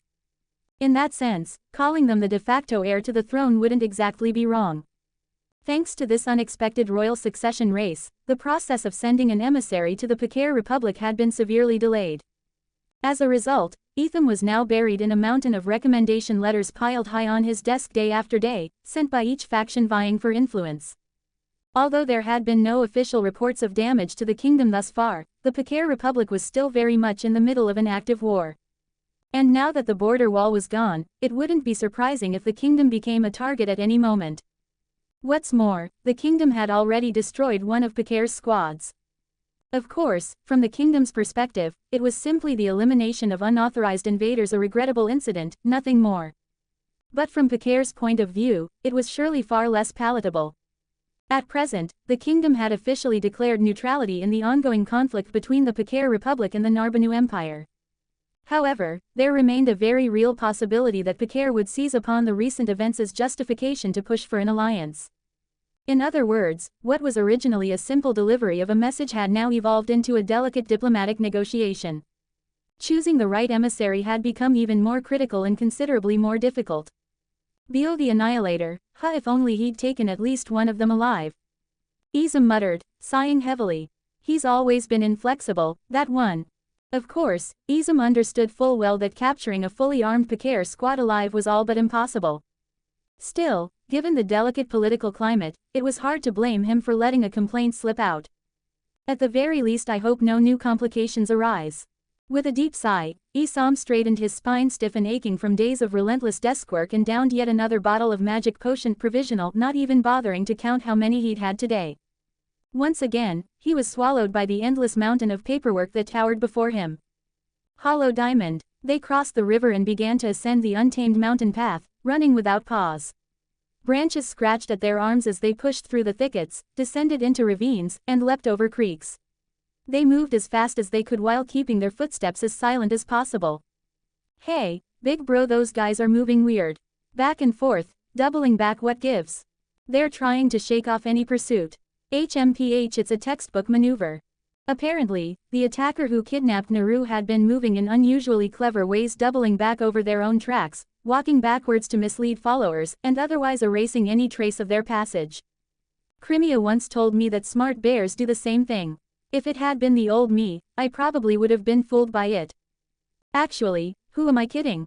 Even now, I still can't tell one track from another. See, there are footprints here. Yeah, well, he says that, but it doesn't make any sense to me at all. I mean, sure, I can recognize footprints on a sandy beach, no problem. But this is just dirt. Is that a dent, a footprint, or maybe a molehill? Nope, I can't tell the difference. Tracking someone through grasslands or mountain paths isn't something you can just pick up overnight. It's not about book smarts, it's about experience. And I've got none.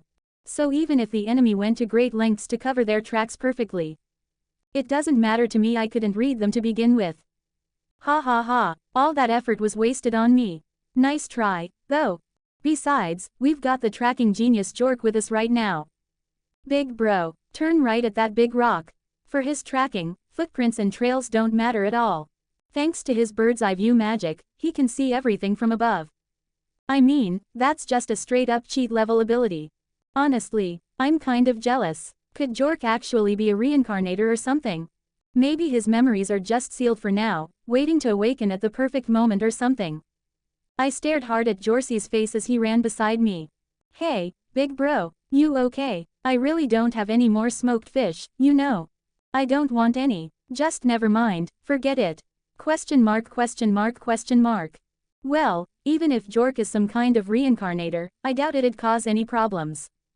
Damn it again. Guston had stopped several times now to examine the ground and the surroundings. He was likely checking for signs left behind by the attackers, the Fugives, at this point. But honestly, there was no need for that. Jorcy's tracking was foolproof. Still, Guston insisted on doing it himself. Maybe it just came down to not trusting a commoner's magic. All I wanted was to catch up as soon as possible and save Naru. Having to stop this often was really starting to get on my nerves. What if they got away while we were wasting time? HMPH, something's not right. Oh, not right, you say? Are you suggesting there's a problem with our Jorcy's tracking? HMPH, have you not noticed? This Naru girl, she was taken, yes. And yet, there are no signs of struggle. That's what bothers me. How the hell can you tell something like that? Maybe it was the doubt creeping into my voice or just how damn impatient I was getting, but surprisingly, Guston began to explain the traces in a more patient, detailed tone than I expected. Listen closely. Look at the stride, there's barely any irregularity. And the foliage far too little is disturbed. If she were struggling, don't you think the signs would be more obvious? Then maybe she's unconscious. Naru's light, maybe they're just carrying her. Yeah, that makes sense. We haven't heard any shouting or signs of a fight either. I could easily picture Naru being carried under someone's arm. She's painfully shy even in a situation like that. Maybe she was too scared to scream. There are people who freeze up when harassed, unable to call for help out of fear.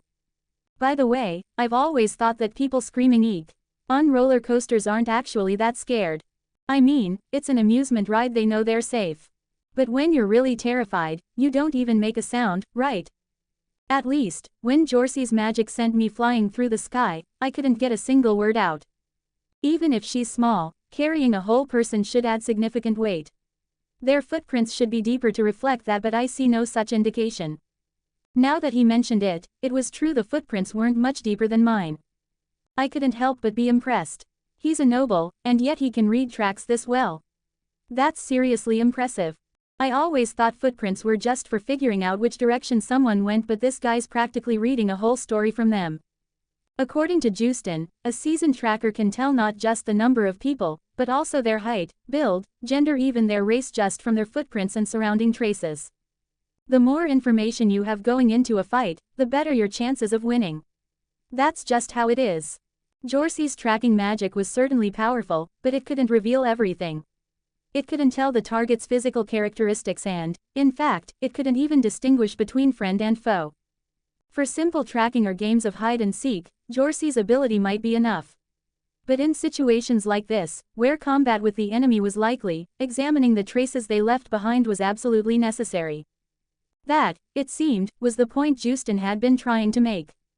I see being good at reading tracks might actually be kind of cool. Maybe I'll ask Crimea to give me a scouting lesson when we get back. Her parents were hunters, so she's supposedly great at tracking and field dressing games. She probably knows a ton about interpreting traces, too. Still, why isn't Naru resisting?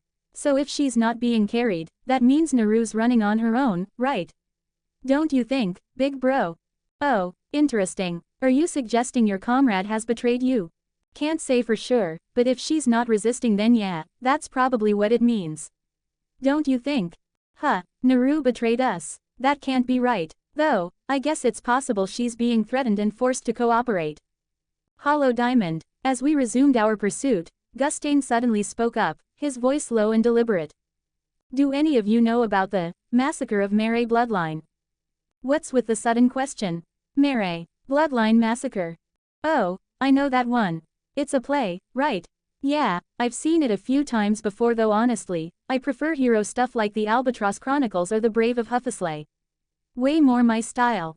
Oh, Grady's talking about theater.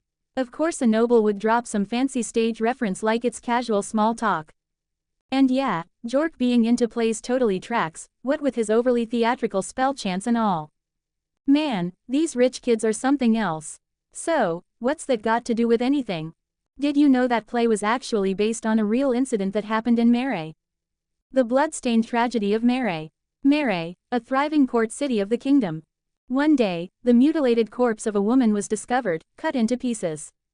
Strangely, no matter how thoroughly they searched, parts of her body were never found. From that day on, similar mutilated bodies continued to appear. The number of victims eventually reached into the double digits. Rumors began to spread. There's a demon living in Mare. As fear took hold of the people, the city lost its usual vibrance, and the economy began to suffer a serious blow. To resolve the growing panic, Ager, the sea general in charge of coastal security, dispatched the Second Night Order to the city of Mare. Working in coordination with the city guards, they began a thorough investigation, and eventually a single suspect came to light. That man was a puppet creator. When the knights arrived at his estate to question him, they were met with a horrifying scene. A house filled with mutilated corpses and lifeless puppets. Realizing he could no longer escape, the man slaughtered every member of his household. And then took his own life. Yeah, that's how the story went. In the play, I think the guy got obsessed with making ultra-realistic puppets and started killing people to gather materials. So wait, does that mean he was making puppets out of corpses? That's seriously messed up. Now that I think about it, there was a famous psychological thriller movie with a killer who stitched together human skin to make clothing. Seems like there are twisted freaks like that in every world. The killer always talked to this creepy little puppet he kept on his right hand. Man, when I was a kid, that thing scared the piss out of me. Right, Gustin. I did not piss myself. Don't lump me in with you. Judging by how flustered he got, Gustin definitely pissed himself back then. Well, never mind that. The real issue is this: there's a rumor that the puppet creator actually escaped. But in the play, the guy was surrounded by the knights and slit his own throat with a knife, right? That's just in the play. In reality, the culprit was apparently imprisoned.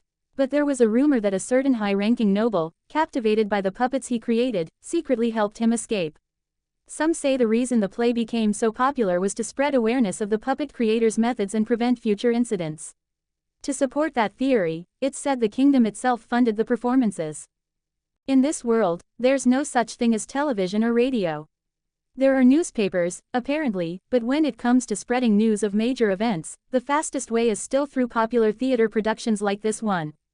Really, but how would you even know the kingdom was footing the bill for that? It's because my family was approached for funding.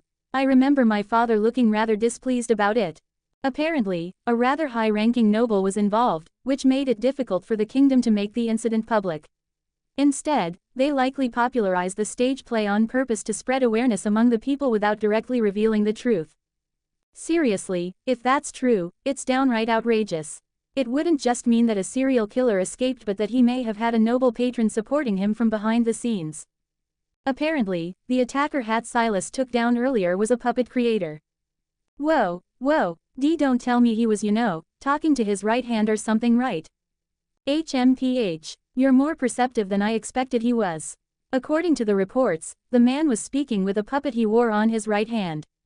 Silas took down that notorious murderer everyone whispers about.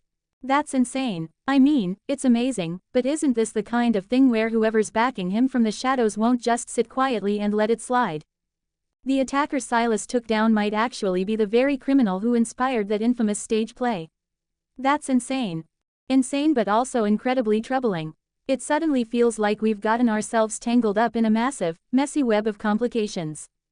Well, I mean, just because he talked to his right hand doesn't necessarily mean he was that infamous killer, right? If the play was that popular, it could have just been some copycat, yeah. HMPH. I hope that's all it was. But if it was the real one, then we might be in deeper trouble than we realize. Trouble? Huh, yeah, I get it. We're probably gonna get targeted by some big shot noble pulling the strings from the shadows, right? Like, maybe I'm doing sit-ups by the roadside when a runaway carriage just so happens to come crashing toward me. Or some high-class noble poison ends up mixed into my protein powder. Wait a sec, Silas is the one who took the guy down, not me. I'm not even involved. And now that I think about it, there's no protein powder in this world anyway. Damn it. So, this whole mess, there's a chance it has absolutely nothing to do with me, right? Fool, it has everything to do with you. Apparently, it totally had everything to do with me. But why? Seriously, what did I even do? I wasn't even there when the guy got taken down. This is outrageous. Unfair. Come on, nobility supremacy, do your job and protect us poor, helpless commoners. You wouldn't know, of course you've never exactly been in a position to attend the theater. But in the story, the killer was a user of a very special kind of magic. Special magic? Yeah, big bro, he controlled his puppet to lure in victims and kill them too. Right, Gustain. Interesting, a special kind of magic that lets you control puppets, huh? Well, to be honest, every kind of magic feels special to me. In this world, there's not just the 4 classic elemental magics you see in anime, there's lightning, gravity, even daily life magic. There are so many different types that, honestly, I still can't tell what counts as special and what doesn't. Whether it's rare, valuable, or completely ordinary, there's no denying that every kind of magic gets me excited. I wonder when my turn for a magic power fantasy will finally begin. Do I really have to go to school or something to make that happen? But more importantly, what does all this have to do with me? It's a special kind of magic, one they say only the killer himself was capable of using. Huh, only the killer? I mean, controlling puppets doesn't sound that rare. Is it really such a difficult spell? Blasting people away with wind or conjuring spears from the earth seemed way harder to me than just making a puppet move. More accurately, it's a spell that turns a person into a puppet and then controls them. A spell that controls people like puppets. Apparently, the killer had initially been crafting puppets out of people. But somewhere along the way, he realized it was faster to simply turn people into puppets instead. Once converted into these living dolls, they were used to carry out murders, gathering fresh materials to be turned into even more puppets. Naturally, a spell that turns humans into puppets, a magic devoid of even a shred of ethics, was never something taught in any academy. Most believe it to be an original spell the killer developed himself, refined through countless lives lost in the process. In other words, it's a spell no one but the killer could use. If this magic truly allows someone to turn people into puppets, then it makes perfect sense why a high-ranking noble would risk everything to break the killer out of prison. What if they could turn their political rivals into puppets? Or better yet, what if they could puppet an entire nation's leader? Depending on how it's used, this spell could be powerful enough to seize an entire country. Whoever helped the killer escape likely wasn't captivated by the puppets themselves but by the overwhelming potential of that original magic. Wait, a magic that controls people. A magic that can control people.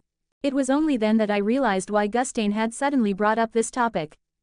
Hold on, are you saying the reason Naru hasn't been resisting is because that possibility exists? So be prepared, even if that turns out to be the case I won't be holding back. You've gotta be kidding me. Yeah, okay, turns out this has everything to do with me after all. He won't be holding back, huh, damn, that's one hell of a thing to drop on someone. But if Naru really is being controlled, what the hell am I supposed to do about it? I mean, I don't even like the idea of hitting a woman. There's no way I could hit Naru. Hurting one of my own? No way. Wait, if it were Jork in the same situation, I feel like I could punch him just fine. That's kinda weird. Still, it's a damn good thing we didn't bring Yoicho along. If he were here, he definitely wouldn't be able to stay calm. And if we ever had to attack Naru, he'd probably jump in to shield her and get himself hurt or worse, get in our way. Seriously, what does it even mean to control a person? Is it like brainwashing or something? I remember seeing on TV once those cult members who got rescued had to go through counseling for a long time before they snapped out of it. Counseling? Huh, yeah, not something I've ever done. The best I could offer is advice on workout routines or maybe some tips on dieting. But this is a fantasy world, we're not in Japan anymore. Even if Helm can't do it, there's a chance someone like Ares, a full-fledged knight, could just fix brainwashing with a quick spell or two. Well, no point in overthinking things when we don't even know for sure yet. For now, I'll just focus on one thing: getting Naru back safe and sound, whether she's being controlled or not. What happens after that? Someone smarter than me will figure it out. I'm sure of it. Well, worst case, I'll just put Naru through daily muscle training and push her to her absolute limit. I mean, I've been there myself, used to be all moody and lost in thought. But once I started training hard every day till I could barely move, all that overthinking just melted away. They say a sound mind lives in a sound body, right? Alright then, might as well start planning a workout routine just for Naru. This might be a little too much for me to handle on my own. Responding to the distress signal, Crimea arrived on the scene and listened to Helm's report. As she took in the situation, she fell into thoughtful silence. 3 apprentice knights dead, several more wounded, and 1 kidnapped, now being pursued by a team of 3. No matter how you look at it, this is a full-blown disaster. The training for the Royal Knights, being directly overseen by the kingdom, is notoriously intense. Apprentices sometimes encounter red bears or wild boars by sheer bad luck, or suffer fatal falls off cliffs, so it's not unheard of for trainees to lose their lives during exercises. But for deaths to be caused by an outside attack, that's unheard of, absolutely unprecedented. Who in the world would attack the Knight Order, and for what purpose? The apprentices are still inexperienced, and with the bracelets of suppression, they're in no condition to fight properly. And yet they're pursuing an unknown attacker with no clear objective. That's far too dangerous. What's more, he's part of the pursuit as well. He still can't even cast properly, and yet. She remembered the first time they'd met. Even back then, he hadn't been able to use magic, he couldn't even speak the language, and yet he'd charged straight at the Pakir troops. He'd even turned back after running away once, just to throw himself back into the fray. The only reason he was still alive was because that giant boar had barged in and disrupted everything. It was sheer luck, plain and simple. As someone who had unilaterally decided to treat the outcast boy with no family or ties as her little brother, Crimea was burning with the urge to run after him immediately. But as a full-fledged knight, she couldn't simply abandon her post here. Alrighty, just leave everything to me and it'll all be totally fine, okay? If you're injured, just keep getting treated, whoosh whoosh, nice and easy. You two over there. Can I get you to go zoom and gather up the name tags of the fallen trainees, please? To reassure the trainees, Crimea made a point of giving her orders with bright energy and a cheerful smile. Once she confirmed that everyone was moving as instructed, she quietly turned her back to them and pulled out the emergency communication artifact she had been entrusted with. A sharp voice came through the communication orb. Open hollow corner bracket. Crimea. What's going on over there? Close hollow corner bracket. See Commander Beale, it's terrible. The trainees totally got taken out by someone, and one of them got all kidnapped. And then he just went boom and ran off after them. Crimea had intended to speak discreetly so as not to alarm the trainees. But as she continued talking, her voice gradually grew louder and louder until it was loud enough for everyone around her to hear. Miss Crimea's really panicking, huh? Said Meade quietly, watching her out of the corner of his eye. Well, can you blame her? Look at this mess, Silas muttered, his gaze sweeping across the battlefield. Why yeah, but still, we can probably relax a bit. There's no way that guy could beat a full-fledged knight. Alba added, though his voice lacked conviction. If you're feeling better, then move aside. There are still others who need treatment. Helm said coldly, glaring straight at Alba as he spoke. The trainees, now calm enough to pretend they didn't notice Crimea's frantic behavior, had begun to regain their composure. Open hollow corner bracket calm down, Crimea. How many times have I told you? Reports must be precise. You're using way too many sound effects again. Close hollow corner bracket. Why yes, I'm sorry. But he really did zoom off after the people who attacked us. Open hollow corner bracket, so you're saying they were attacked by someone. And he's now gone after the assailant. Close hollow corner bracket. Yes, exactly. Please, send someone over here right away. Once they're here, I'll go zipping after him myself, Dune, like that. Open hollow corner bracket, understood. I'll send someone over right away. Now, what's the damage on your end? Close hollow corner bracket. Huh, well about that. Crimea hesitated for a moment, but then, as if steeling herself, she gave Beale the report. Multiple injuries and also, we've confirmed the deaths of 3 trainee knights. Crack, question mark, exclamation mark. The sound of something shattering echoed through the magic device, and even though the communication was magical, Crimea instinctively pulled it away from her ear. The cold surge of magic flooding through it was too intense. After a heavy silence, Beale's voice came through again, sharp, firm, and leaving no room for argument. GRRKKK, I'll go. Mies stand by. GRK, don't move from GRKK. The command is from GZZZKKBZZT. It cut off. What do you think Commander Beale was trying to say? Hollow diamond. Somewhat recovered from the shock, Bax and Yoicho followed Crimea's instructions and headed toward the remains of the campfire to collect the name tags of their fallen comrades. Meanwhile, the other nobles and Eunice remained in place, receiving medical treatment from Helm and Marbeldo. Hey, does it hurt? I'm fine. You're the one who should be worried, Sir Silas. Eunice's face twisted in pain as she spoke, even though she was more concerned about Silas's injured arm than her own shattered jaw. Now that the tension of battle had passed, every word made her injury throb. TCH, don't push yourself. The anesthetic Freed used on you must be wearing off. I'll go call him over. Please, don't trouble yourself, Sir Silas, or Sir Helm, for that matter. I'm fine, truly. I'll just go see Sir Helm myself.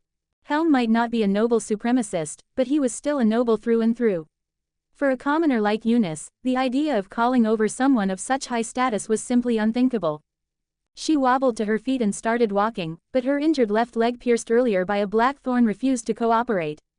The prolonged exposure to her own ice magic and the delay in receiving proper treatment had left it numb and nearly unusable. TCH. Here, grab on. Seeing her stumble was more than Silas could ignore. With a quiet sigh, he stepped in beside Eunice and offered his arm. Together, the two of them began walking slowly, step by careful step. I'm sorry. I probably can't stay in the order anymore. I can't even walk properly, and with my jaw like this I'll never be able to chant magic again. Sniff. Tears streamed freely down her cheeks, and they showed no sign of stopping. She knew it, someone as broken and useless as her could never be allowed to stay in the order. And she doubted there would be a place for her back home, either. Her family ran a small, struggling business. Bringing herself back in this condition would only be a burden to them. And that's exactly why we say it, commoners should live like commoners, Silas said. You, too, ought to know your place after what's happened. Sniff. But there are people who can't live the way you say, Sir Silas, people who don't have anywhere to go. She broke down completely, bursting into loud, helpless sobs. Silas froze, clearly flustered. As a nobleman, making a woman cry was a disgrace, something utterly shameful. Don't cry. I was wrong. Yes, of course, you must have your own reasons, right?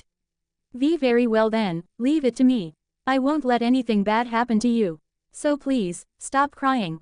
Really, thank you so much. Wah. Overwhelmed by Silas's unexpected kindness, Eunice didn't stop crying. In fact, she burst into even louder sobs. TCH, I told you to stop crying already. Here, wipe your tears with this.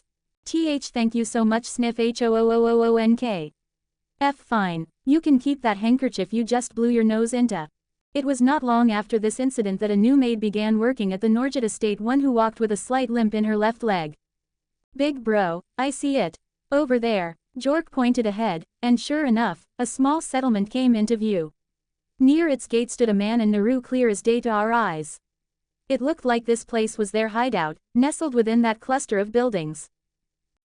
Hey, big bro, my detection magic's picking up 3 sources of mana but I only see 2 people over there, right? Yeah, looks like 2 to me as well. What's going on? Are they using magic to hide themselves? But it doesn't seem like they've noticed us. So then what's the point in hiding? The guy looked average in height and build decent frame, really. If he trained a bit, I'd bet he could manage a 155-pound bench press. Not bad at all. Compared to most of our knights, who tend to be on the leaner, runner-type side, this guy had a bit more bulk to him, I mean, in terms of muscle distribution, of course. He was wearing a tattered coat, but through the rips, I could catch glimpses of a red emblem. It kind of gave off a rugged, stylish vibe maybe. Yeah, I know that trick. If you add one bright color to an otherwise plain outfit, it makes the whole look pop, right? What was it called again? Oh yeah, an accent color. Flexing my unexpected knowledge of Ashion, I reminded myself and the world that I wasn't just a guy who lived in tank tops. Whoa, big bro, you sure know a lot. Oh, fashionable, you say. You're talking about that filthy old coat. I truly do not understand commoner taste. The other one was, of course, Naru. But she looked like she was on some kind of dangerous drug, acting way too hyper. She was hopping around. I'd never seen her like that before. And every so often, I could see her making gestures like she was talking to the puppet on her right hand.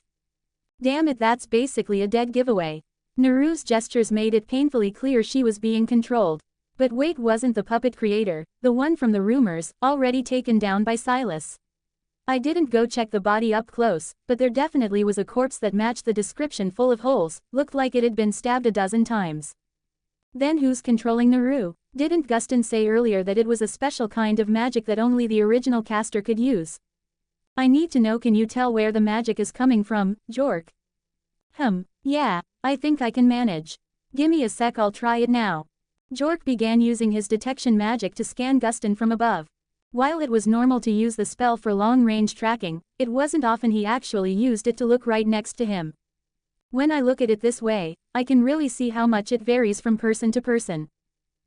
So that's how much magic Gustin's packing, Hurry it up. This is uncomfortable. Gustin squirmed slightly, clearly unsettled by being examined, almost like a shy maiden or something. Big bro is that's weird. Alright, Jork, if you can see it, focus over there first. What about Naru, the guy, and the third reading? Where's the magic coming from? Once the distance grew a bit, it seemed harder to get a clear read. Jork stared intently for a while, eyes wide like saucers, before suddenly pressing his fingers against his eyelids and rubbing them. Aw man, this is rough. Feels like my eyeballs are gonna pop out. But I've pretty much figured out where the magic's coming from. It looked like using both the bird's eye view and direct line of sight was putting a serious strain on Jork. If differences in magic reserves could be used to identify individuals, it might have cancelled out the downside of not being able to distinguish friend from foe. But magic reserves can fluctuate when someone casts a spell, and memorizing the magic levels of every ally. Yeah, that's asking way too much. So, where exactly is the magic coming from? I'd say probably from that puppet Naru's holding. The puppet? You mean that rabbit one?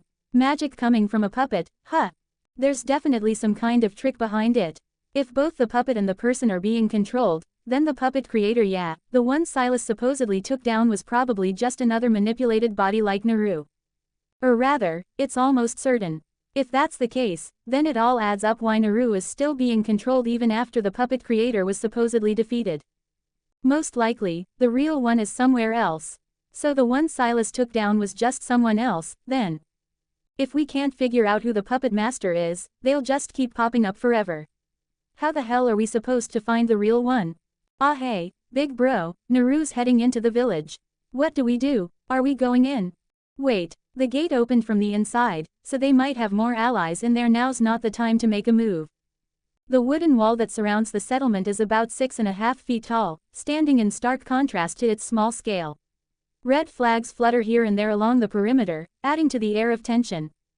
Despite being just a small village, the whole place gives off a strangely fortified vibe. Maybe it's to keep out the big beasts that roam the forest. Jork, can you tell how many people are inside? I'd say there are at least 10 in there. More than 10, huh? It's unlikely the entire village is our enemy, but still charging in head-on would be suicide. At the very least, as long as Naru is being controlled, I doubt they'll kill her right away, so for now, we take this carefully. The sun's about to set. What if we wait for nightfall and sneak in? You're thinking of sneaking in, big bro. But, where would we even get in from? There's probably a back gate or something, but from what I can see, it's built real solid. They've even got watchtowers and tight gate security. It feels less like a village and more like a military outpost. Worst case, we could just dig a tunnel under it, right? HMPH. A wall like that would be nothing for my explosion magic. Hold up. We're sneaking in, remember. If you blow something up, they'll notice right away, you idiot. Fool. I can control the power, you know. Now that I think about it, the detonation blast Gustain used to rescue Bax didn't make that much noise. Alright, sorry about that. Okay then, I'm counting on you. Whether we get in or not is up to you. HMPH. Still a little grumpy, Gustain stomped off to scout the perimeter of the settlement, probably looking for a thinner part of the wall. But seriously, a stealth mission with Gustain using explosion magic and Jork shouting out his incantations like a stage actor. Yeah, that's not exactly what I'd call low profile. Let me get this straight, you disobeyed orders, wandered off on your own, engaged in unauthorized combat, got your asses handed to you, and then dragged some girl back with you. That about sum it up. At the very back of the village chief's house, the largest building in the settlement, though still just a modest one-story home, was a room that now served as an office. All the original furnishings had been cleared out, replaced by a single, heavy wooden desk and a few chairs. It was in this sparse room that Harbies, commander of the Pacaris Army's 6th Engineering Unit, listened to the report, or rather, the excuses of a familiar man who had returned dragging along an unfamiliar woman. Well, I figured it'd be good to pay some attention to our rear for once, you know, instead of always scouting the cities. Not that I was bored or anything, ha. Right, and guess what? Bingo. Enemy troops, just like that. Pretty amazing, huh? Come on, admit it, I'm amazing, right? Such a man. Amazing. Real man. Don't screw around with me. Your mission was to guard the base, wasn't it? What were you thinking, going off on your own like that? What if the Empire had attacked while you were gone? Listen carefully, I'm filing a full report with the Mercenary Guild. We're paying you a damn good sum, so I expect you to actually do the job you're being paid for. Zoré and Neburos weren't regular soldiers of the Pacaris army, they were mercenaries dispatched by the Mercenary Guild. Halbus's engineering unit had been tasked with moving ahead of the main force and establishing forward bases. Since engineering units mostly handled construction and had few offensive magic users, they often hired mercenaries for protection. Halbus sighed inwardly. The higher-ups may have thought it was fine to send mercenaries cheap, expendable, and replaceable to the front lines.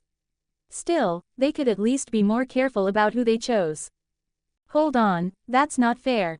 Sure, maybe we went a little farther than we were told to, yeah. But hey, we still did the job, didn't we? Exactly. If we hadn't found them when we did, this place might have been exposed sooner or later. That totally counts as part of the escort mission, right? My early detection. While mercenaries are more skilled than the convict squads made up of common criminals, they tend to have far too many peculiarities in their personalities. The two mercenaries dispatched by the Mercenary Guild, Neburos and Zoré, the latter a drifter from the west, were both bloodthirsty Oniaks. Even Halbus, a career soldier, found their savagery hard to stomach. During the village's capture, nearly 40 villagers were slaughtered, most by those two alone. And besides, we brought back some pretty juicy intel, too.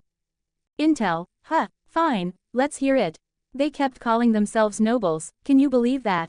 Nobles. From the damn Empire. True, that girl you so proudly dragged back doesn't seem to be from the Empire at all. Didn't you notice? The crest engraved on her light armor, it's the royal emblem of the Kingdom of Sarthu. Huh, you serious? I thought Sarthu Kingdom's armor was all blue. These guys are wearing black. Yeah, and besides this is Imperial territory, right? How the heck would Kingdom troops even cross the border? Strange. Weird. How? It was no surprise that Zore and the others didn't know. After all, there was no reason for soldiers from another country to recognize the black light armor worn only by night trainees, especially since they were never sent to the front lines. I don't care about any of that.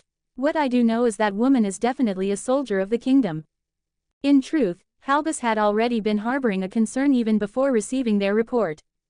In the Narbanu Empire, where many beastkin and demi-humans live, races generally known for possessing relatively low amounts of innate magical power magical tools have developed in place of actual magic. These people, seen as weak and impure, cannot survive without relying on the power of such tools. And yet, during the conquest of this village, the one-armed man, presumably the village chief, fought back until the very end with truly impressive magic. What's more, he didn't appear to be using any magical tools at all. What puzzled Halbus even more was the fact that not a single villager in the settlement appeared to be a beastkin or demi-human. It made him question whether their forces had truly advanced into Imperial territory at all. However, as a career soldier, Halbus could not voice such doubts to his superiors. His duty was to carry out orders faithfully and without hesitation. That was the role entrusted to him. So you're telling me the ones we killed were from the kingdom of Sarthiu? Ha, that's hilarious, Nebulose laughed. TCH, they didn't have much magic power, and those bracelets looked just like magic tools, so I figured we'd struck gold, Zore added with a shrug. You're talking about those bracelets, huh?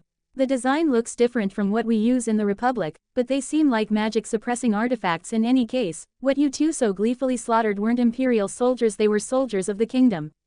Damn it, you've really done it this time. But still, bang, listen carefully, this is a matter of international consequence.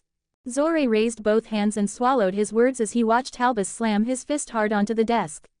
Rubbing his now reddened knuckles, Halbus slowly turned his chair around and stared intently at the crimson lion emblem hanging on the wall behind him, deep in thought. This war is not about seizing enemy territory. At least, that's not what we were told. We were told it was a holy war, a crusade born from ideology and faith, aimed at purging the impure from the continent, those tainted ones with little to no magic power.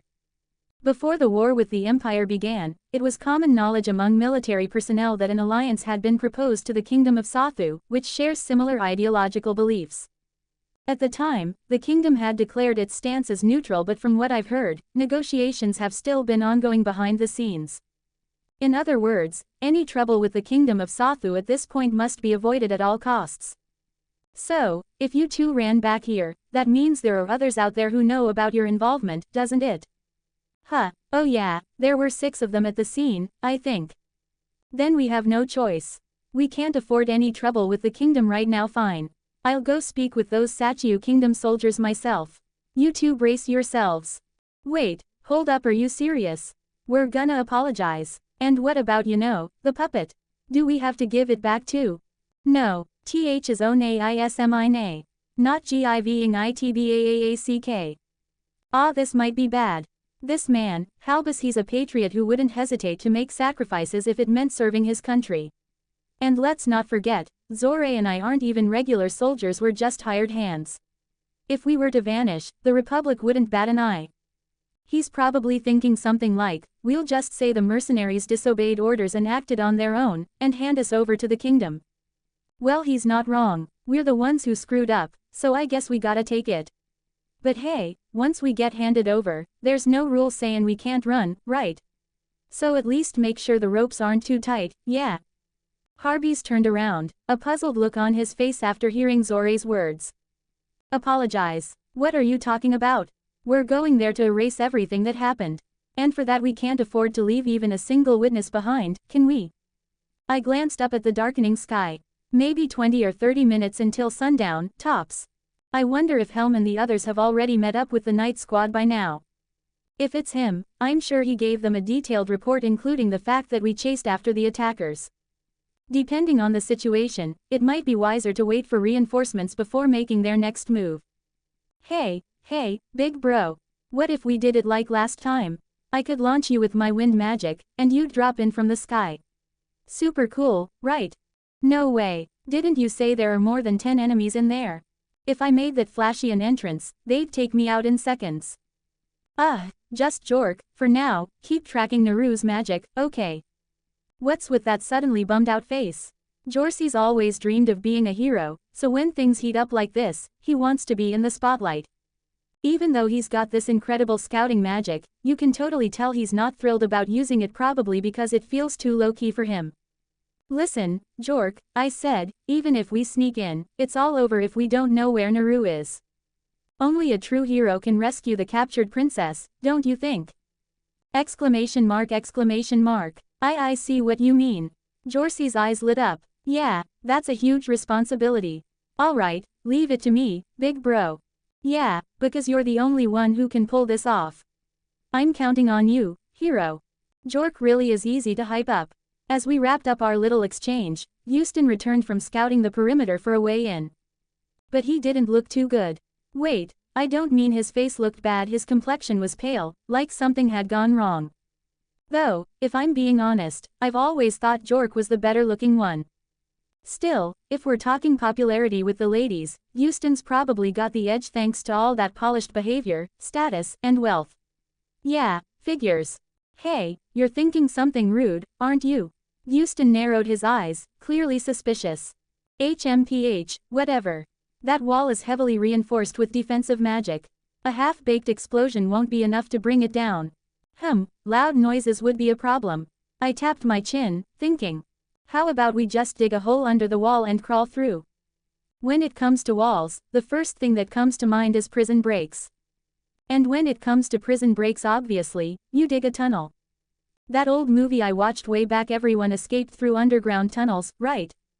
Wait, what? This isn't a prison break, it's an infiltration. Yeah, but we're still going in and then sneaking out afterward, so it's basically the same thing.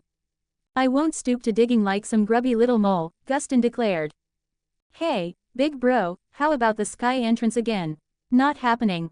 Seriously, if you're that desperate for a flashy entrance, I'll just grab you by the legs and give you a full-on giant swing right into the air.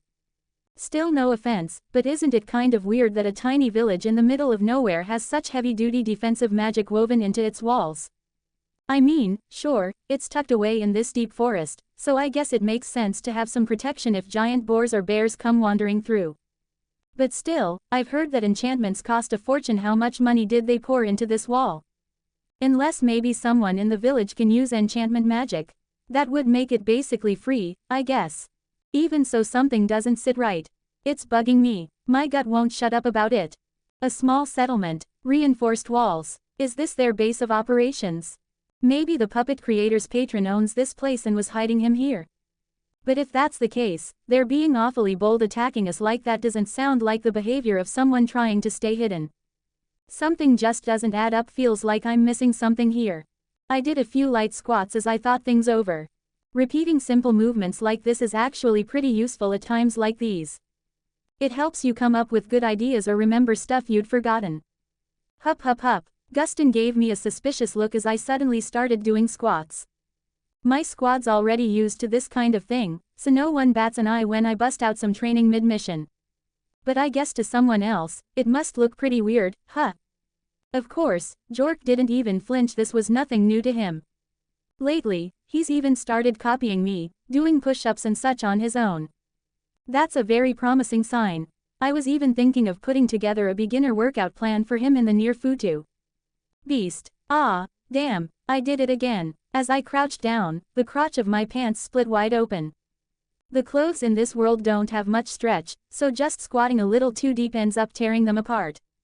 But it's fine, a little mishap like this isn't enough to stop my squats. Besides, it's not the first time it's happened, so I've come fully prepared. To make sure nothing sensitive pops out, I'm wearing trusty, made-in-Japan underwear. Plus, I've got the sewing kit Crimea gave me, so I can stitch it up later no problem at all.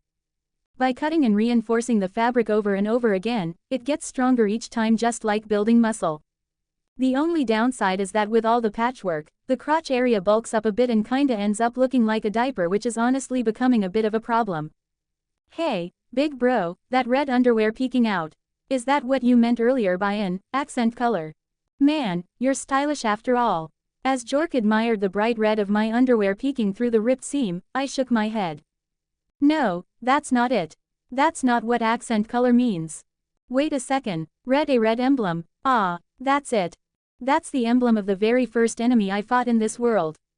The red lion crest. Ah, you fool, keep your voice down. Guston's sharp words snapped him back to his senses. He quickly scanned the surroundings. Thankfully, there was no sign of movement no one seemed to have noticed. That was close. The shock had been so intense that he had shouted without even realizing it. You just don't get it, Guston. Yelling out loud mid-workout, that's just what Big Bro does, right? Hearing it put that way, he really did sound like a weirdo. Still, it's not like he could help it, shouting boosts muscle strength, after all. You've all seen shot-put athletes, right? The moment they throw, they always go like, UWOAAAH. Or something. That's not because they're trying to scare the judge into giving them a better distance or anything. Shouting is actually considered one way to enhance physical performance during intense activity or sports. It's called the shout effect, and there's even real scientific data to back it up. Wait, no, that's not the point right now. Well, you're not entirely wrong. But I'm talking about the red emblem that guy with Naru was showing off. How did I not notice it sooner? That's the insignia of the Pakir army. The Pakir army? Are you certain? Yeah, no doubt about it. I still don't know why the puppet creator and the Pakir army are working together, but whatever I thought was going on, this just got 100 times more complicated. Hey, Big Bro, why would the Pakir army attack us in the first place? I don't know, but when we ran into them in the forest before, they attacked without warning. So maybe that's just the kind of people they are. Like some kind of battle-hungry maniacs. You know, a real warrior race vibe. HMPH. There's a fair chance they just mistook you for some wild beast. Not that it would be hard to see why. Back then, they didn't hold back at all, even against girls like Erd and Crimea. They hurled magic with zero hesitation. If that's the kind of people we're dealing with, then there's no way I can assume Naru's safe just because she's being controlled. We've gotta rescue her and fast. Given who we're up against, we can't afford to sit around waiting for reinforcements. It's a tough call, but we've got no choice. Hey, I was never planning on waiting to begin with. HMPH. Then what do you propose we do? If the ones inside that settlement really are Pakir troops, we can't just charge in blind. Yeah, that's the thing. If the only ones inside were just those 2 or maybe 3 attackers, then we might have been able to force our way through. But if they're trained soldiers, that's a whole different story. A fortified wall, Pakir troops likely waiting inside. No time to sit around waiting for backup, so what's the move? Yeah, you know what, maybe we just blow the whole thing wide open. Heck yeah, that's the spirit, Big Bro. What, are you insane? Hell yeah, I am. We're going in loud right through the front gate. Hollow Diamond. For several days now, ever since Jork and the others first stumbled upon the Pakir army's outpost, a pair of eyes had been secretly watching this settlement. The abandoned village, its development halted midway, was surrounded by the thick trees of the deep forest. High atop one of those trees sat a lone figure, a woman, cloaked entirely in black, her face hidden behind a dark scarf. Perfectly blending into the shadows of the forest, her camouflage was flawless. Even if someone had looked up from the ground, spotting her would have been no easy task. She had tied herself securely to the trunk with a black rope, using the slight sway of the branches as her perch with remarkable skill. For days, she had kept watch from that spot, her mission clear: to observe the movements of the Pakir army and report their activity back to the Empire. The Narbanu Empire was not the kind of nation to sit back and wait after being declared war on by the Pakir Republic. Even before the conflict officially began, they had already dispatched numerous scouts to the front lines to gather intelligence. She was one of them. She had been dispatched to the point where the borders of the Sarshu Kingdom, the Pakir Republic, and the Narbanu Empire converged. It didn't take her long to discover a suspicious settlement housing Pakir troops. From then on, she silently observed their movements.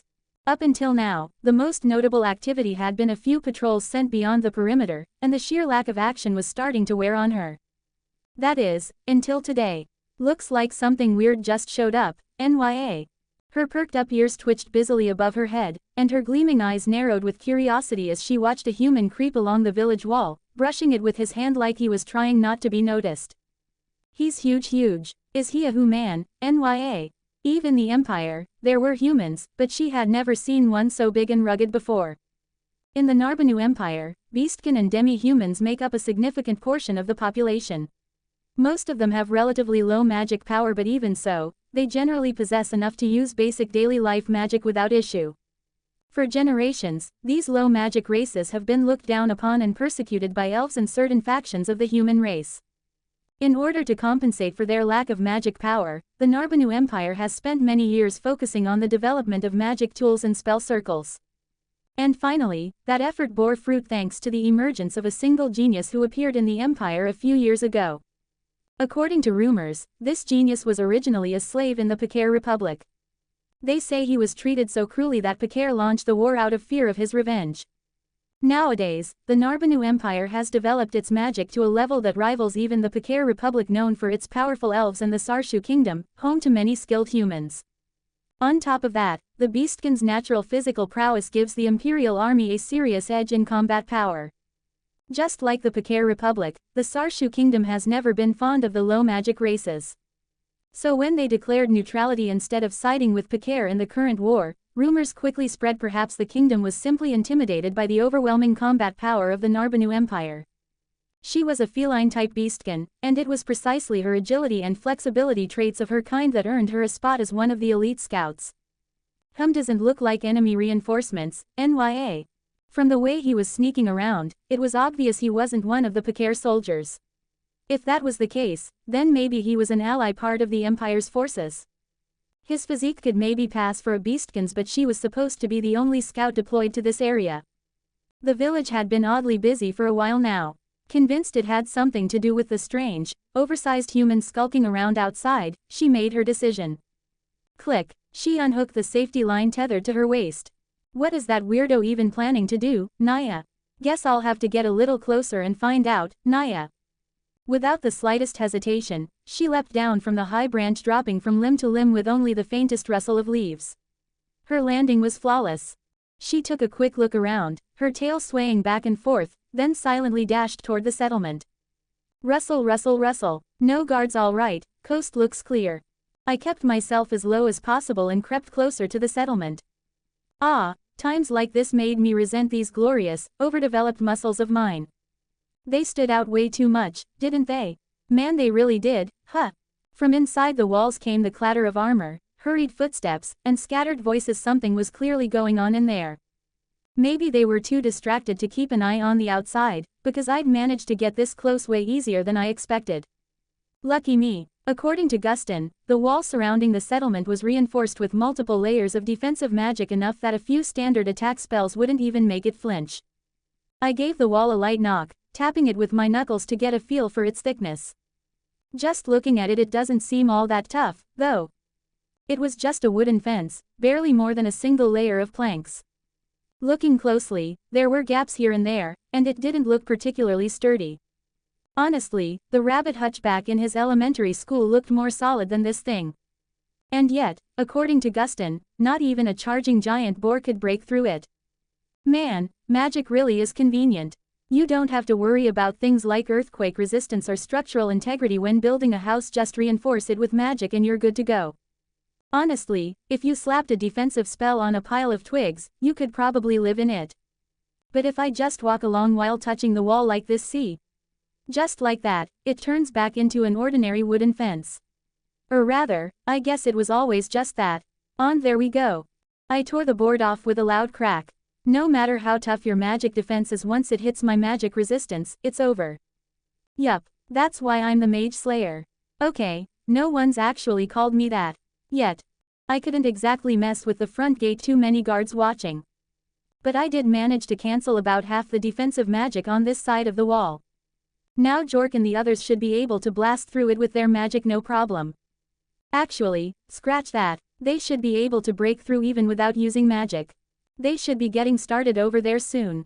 If I don't hurry, Naru's location might change.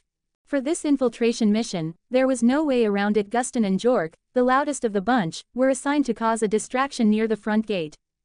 There's only two of them, but with Gustin's chain-casting explosion magic and Jorcy's ridiculously loud spell chanting, they might just trick the enemy into thinking there's a whole squad out there. While those two draw the soldiers toward the front gate, I'll sneak into the settlement and head for the spot Jork told me about, the place where Naru's being held.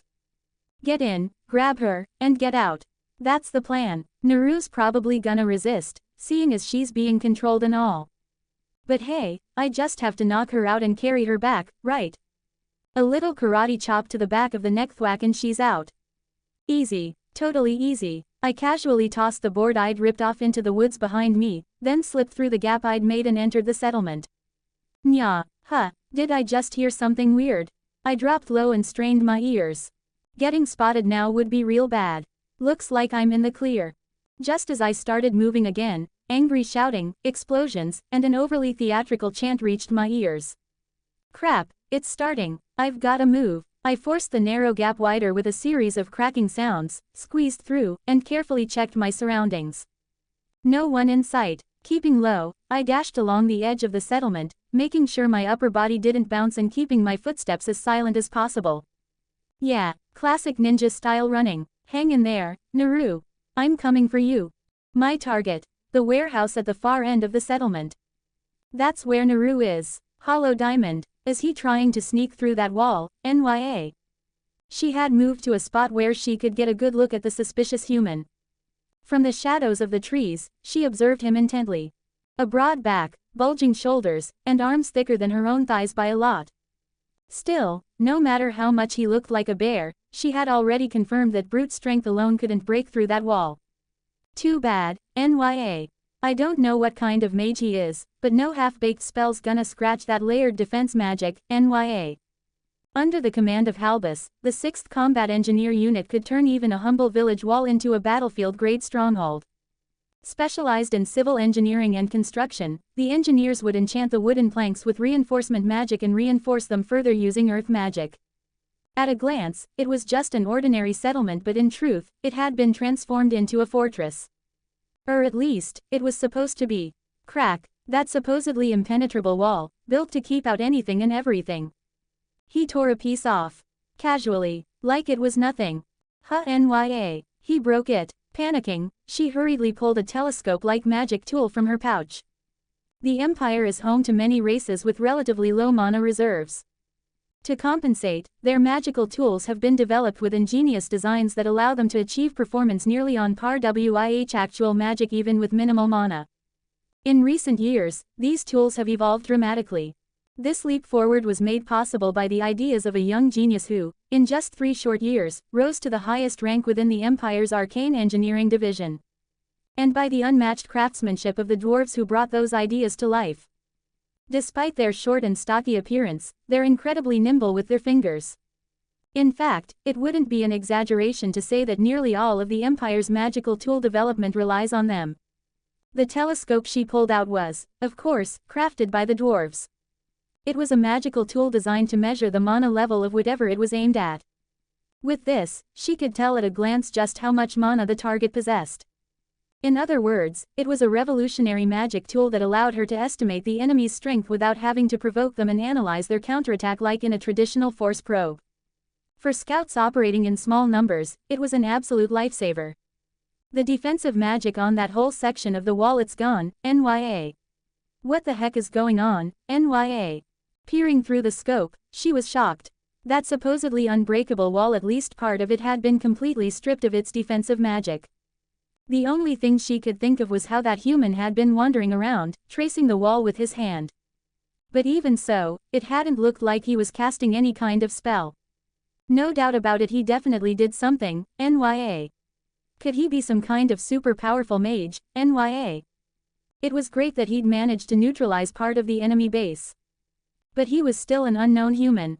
She adjusted the scope to focus on him. And was left speechless. Wah! Her pupils dilated in shock, and for a moment, she even forgot to breathe. The sheer intensity of what she saw sent a tremor through her whole body. It's gotta be broken, NYA. With trembling hands, she shook the scope up and down, then wiped the lens with her sleeve and peered through it again. But the result didn't change. As she stood there, stunned, a wooden plank came whirling through the air straight toward her with a F-whoosh F-whoosh. Bonk. Nia. Normally, she would have dodged a flying plank without even trying. But this time, it wasn't because the scope had messed up her depth perception. It was because her brain, overwhelmed by something so far outside the bounds of common sense, had failed to send any signals to her reflexes. Because the man she saw had absolutely no mana. Boom. The sudden tremor tipped over a wooden mug on the table, sending its brown liquid creeping across the map. Halbus, who had been discussing the assault on the kingdom's troops with Zoré in his office, hurriedly wiped the soaked map with his handkerchief. Even if it only showed the edges of the Narbonne Empire, a map of enemy territory was still incredibly valuable. And of course, there were no spares. What the hell is going on? Reporting in, sir. 2 enemy soldiers spotted at the front gate. They're advancing west while launching scattered attacks. One of the soldiers, having heard Halbus's shout, came rushing in with a hurried report. Halbus shot Zoré a sharp glare. We've been tracked, haven't we?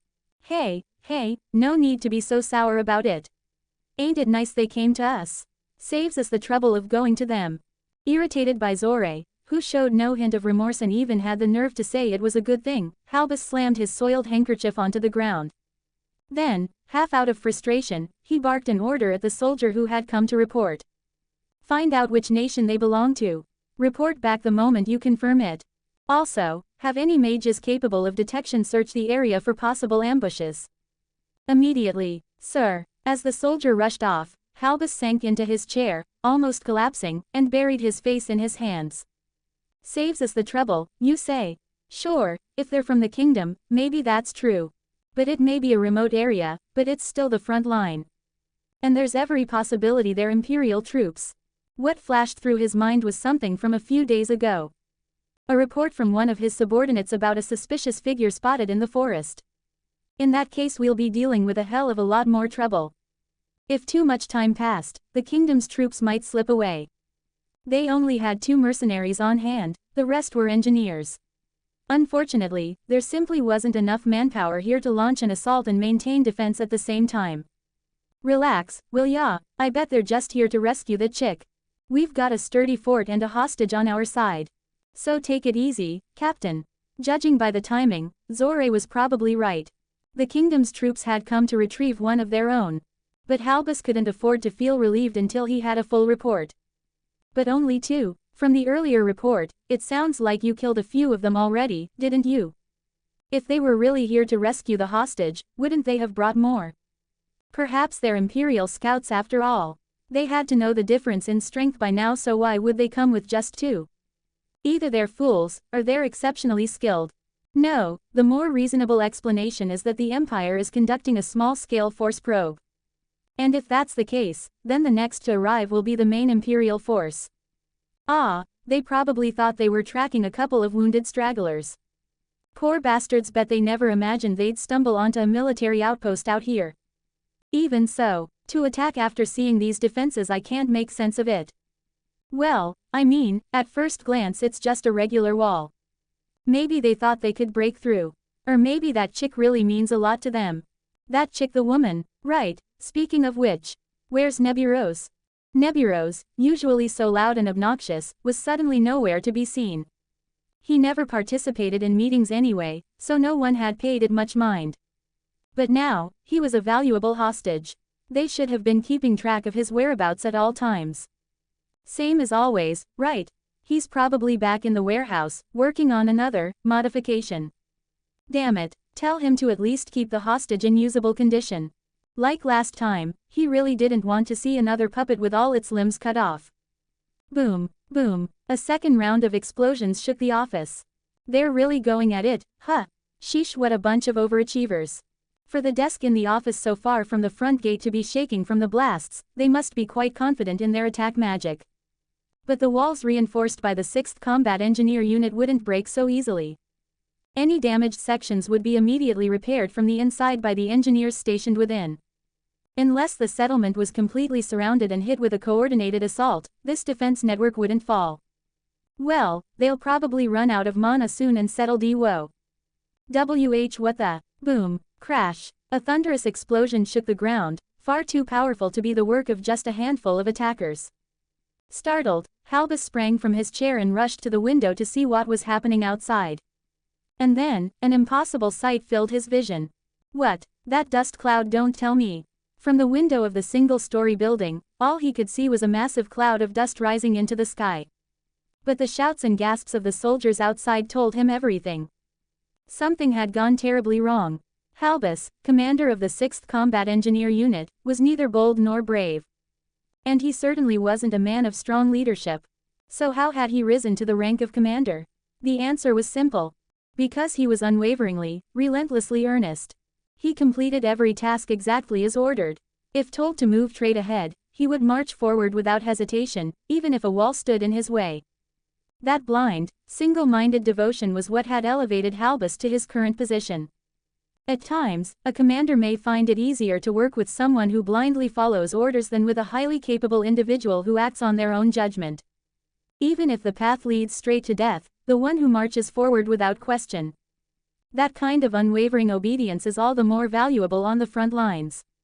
However, that very earnestness also came with a flaw. His inability to adapt or respond quickly to changing situations. Footsteps echoed down the hallway, and the office door burst open. "Are reporting in, sir.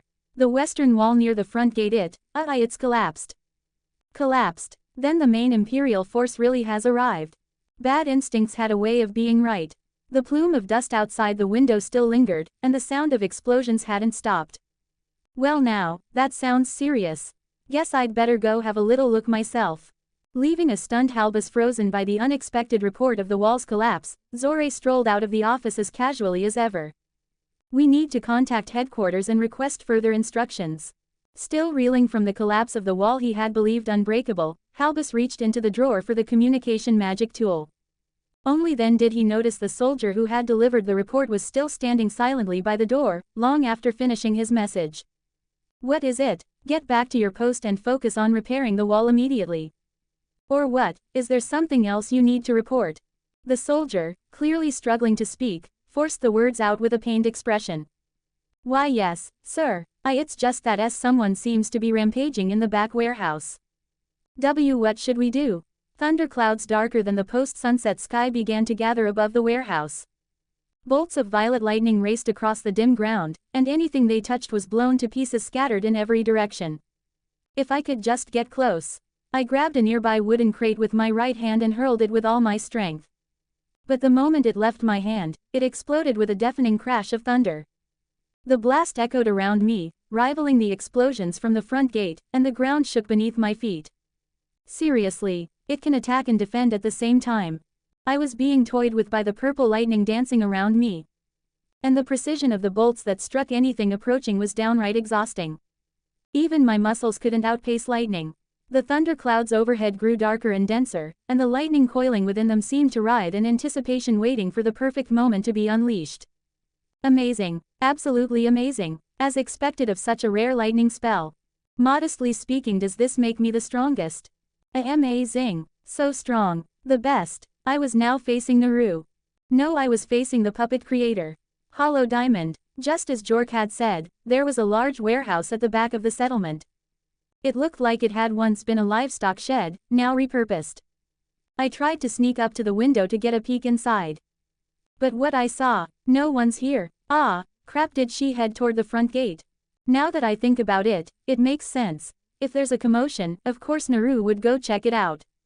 I slowly pushed the warehouse door open, and a wave of chemical stench hit me. Mixed with the overpowering smell of leather. Ugh, gross. Anyone in here? I whispered cautiously, but no answer came.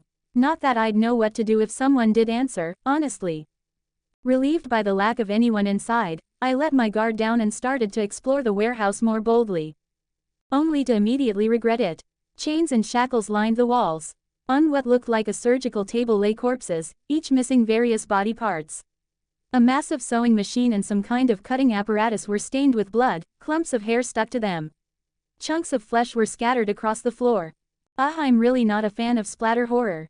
Carefully avoiding the chunks of flesh scattered across the floor, I made my way forward. The deeper I went, the stronger the sharp, chemical stench became, stinging my eyes. Nope, if I stay here any longer, I'm gonna be sick.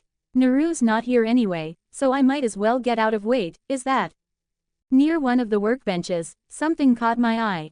A familiar-looking bracelet lying on the floor. Yeah, that was the bracelet of suppression. Did they take Naru's bracelet off? That would mean her lightning magic had been unleashed at full power. Strong enough to kill. When she was wearing the bracelet, her lightning hadn't worked on me. But now that she's using it for real. Can my muscles really take it? As that thought crossed my mind, I suddenly remembered something Guston had said. You fool, do you think it's that easy to destroy? That thing was originally designed to restrain criminals. No way, the fingertips that had always clung to the hem of my shirt. Slightly reddish, delicate, and smaller than most. They were now tossed carelessly beside the cluttered workbench. That unnaturally pale wrist, drained of blood. I recognized it. That bastard he cut off Naru's hand. Hollow diamond. Well, damn, looks like they really did a number on us. The front gate was still intact, but part of the wall had collapsed beautifully. Even for seasoned combat engineers, casting defensive magic wasn't something that could be done instantly. It took time, plain and simple. But the enemy kept focusing their attacks on the same collapsed section, knocking it down again before repairs could be completed. Like some twisted game of whack-a-mole. TCH, seriously, this isn't even part of the job I'm getting paid for. Whatever, he couldn't head out to eliminate the enemies outside the wall. Not when there was a breach in the defenses. If something went wrong, there'd be no route for retreat. Still, Zore had a gut feeling the enemy was operating with only a small force. The lack of any assault on the now exposed front gate supported that theory. But reinforcements are highly likely. No, it'd be weirder if they didn't show up. Are they trying to keep us from sealing the breach until their backup arrives? If that's the case, priority 1 is patching the hole to prevent anyone from getting inside. And just in case, I'd better secure a way out too. Zore, a seasoned mercenary, valued survival over completing a mission or defeating the enemy. If it came down to it, he wouldn't hesitate to abandon the job and make a run for it. Of course, he'd be fined by the mercenary guild for deserting a mission. But unless the client filed an official complaint, the guild wouldn't bother getting involved. And really, most missions only fail when the rest of the team gets wiped out.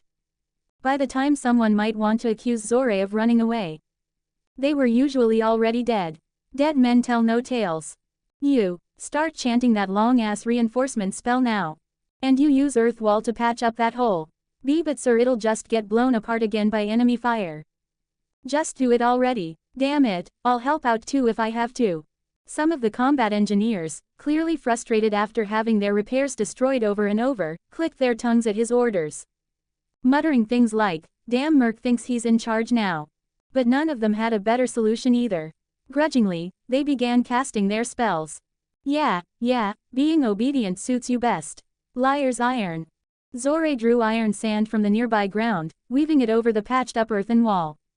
It wasn't a true iron barrier, but it was far denser than plain dirt, more than enough to fool the eye. Whoa, see, that should hold up against 1 or 2 spells, right?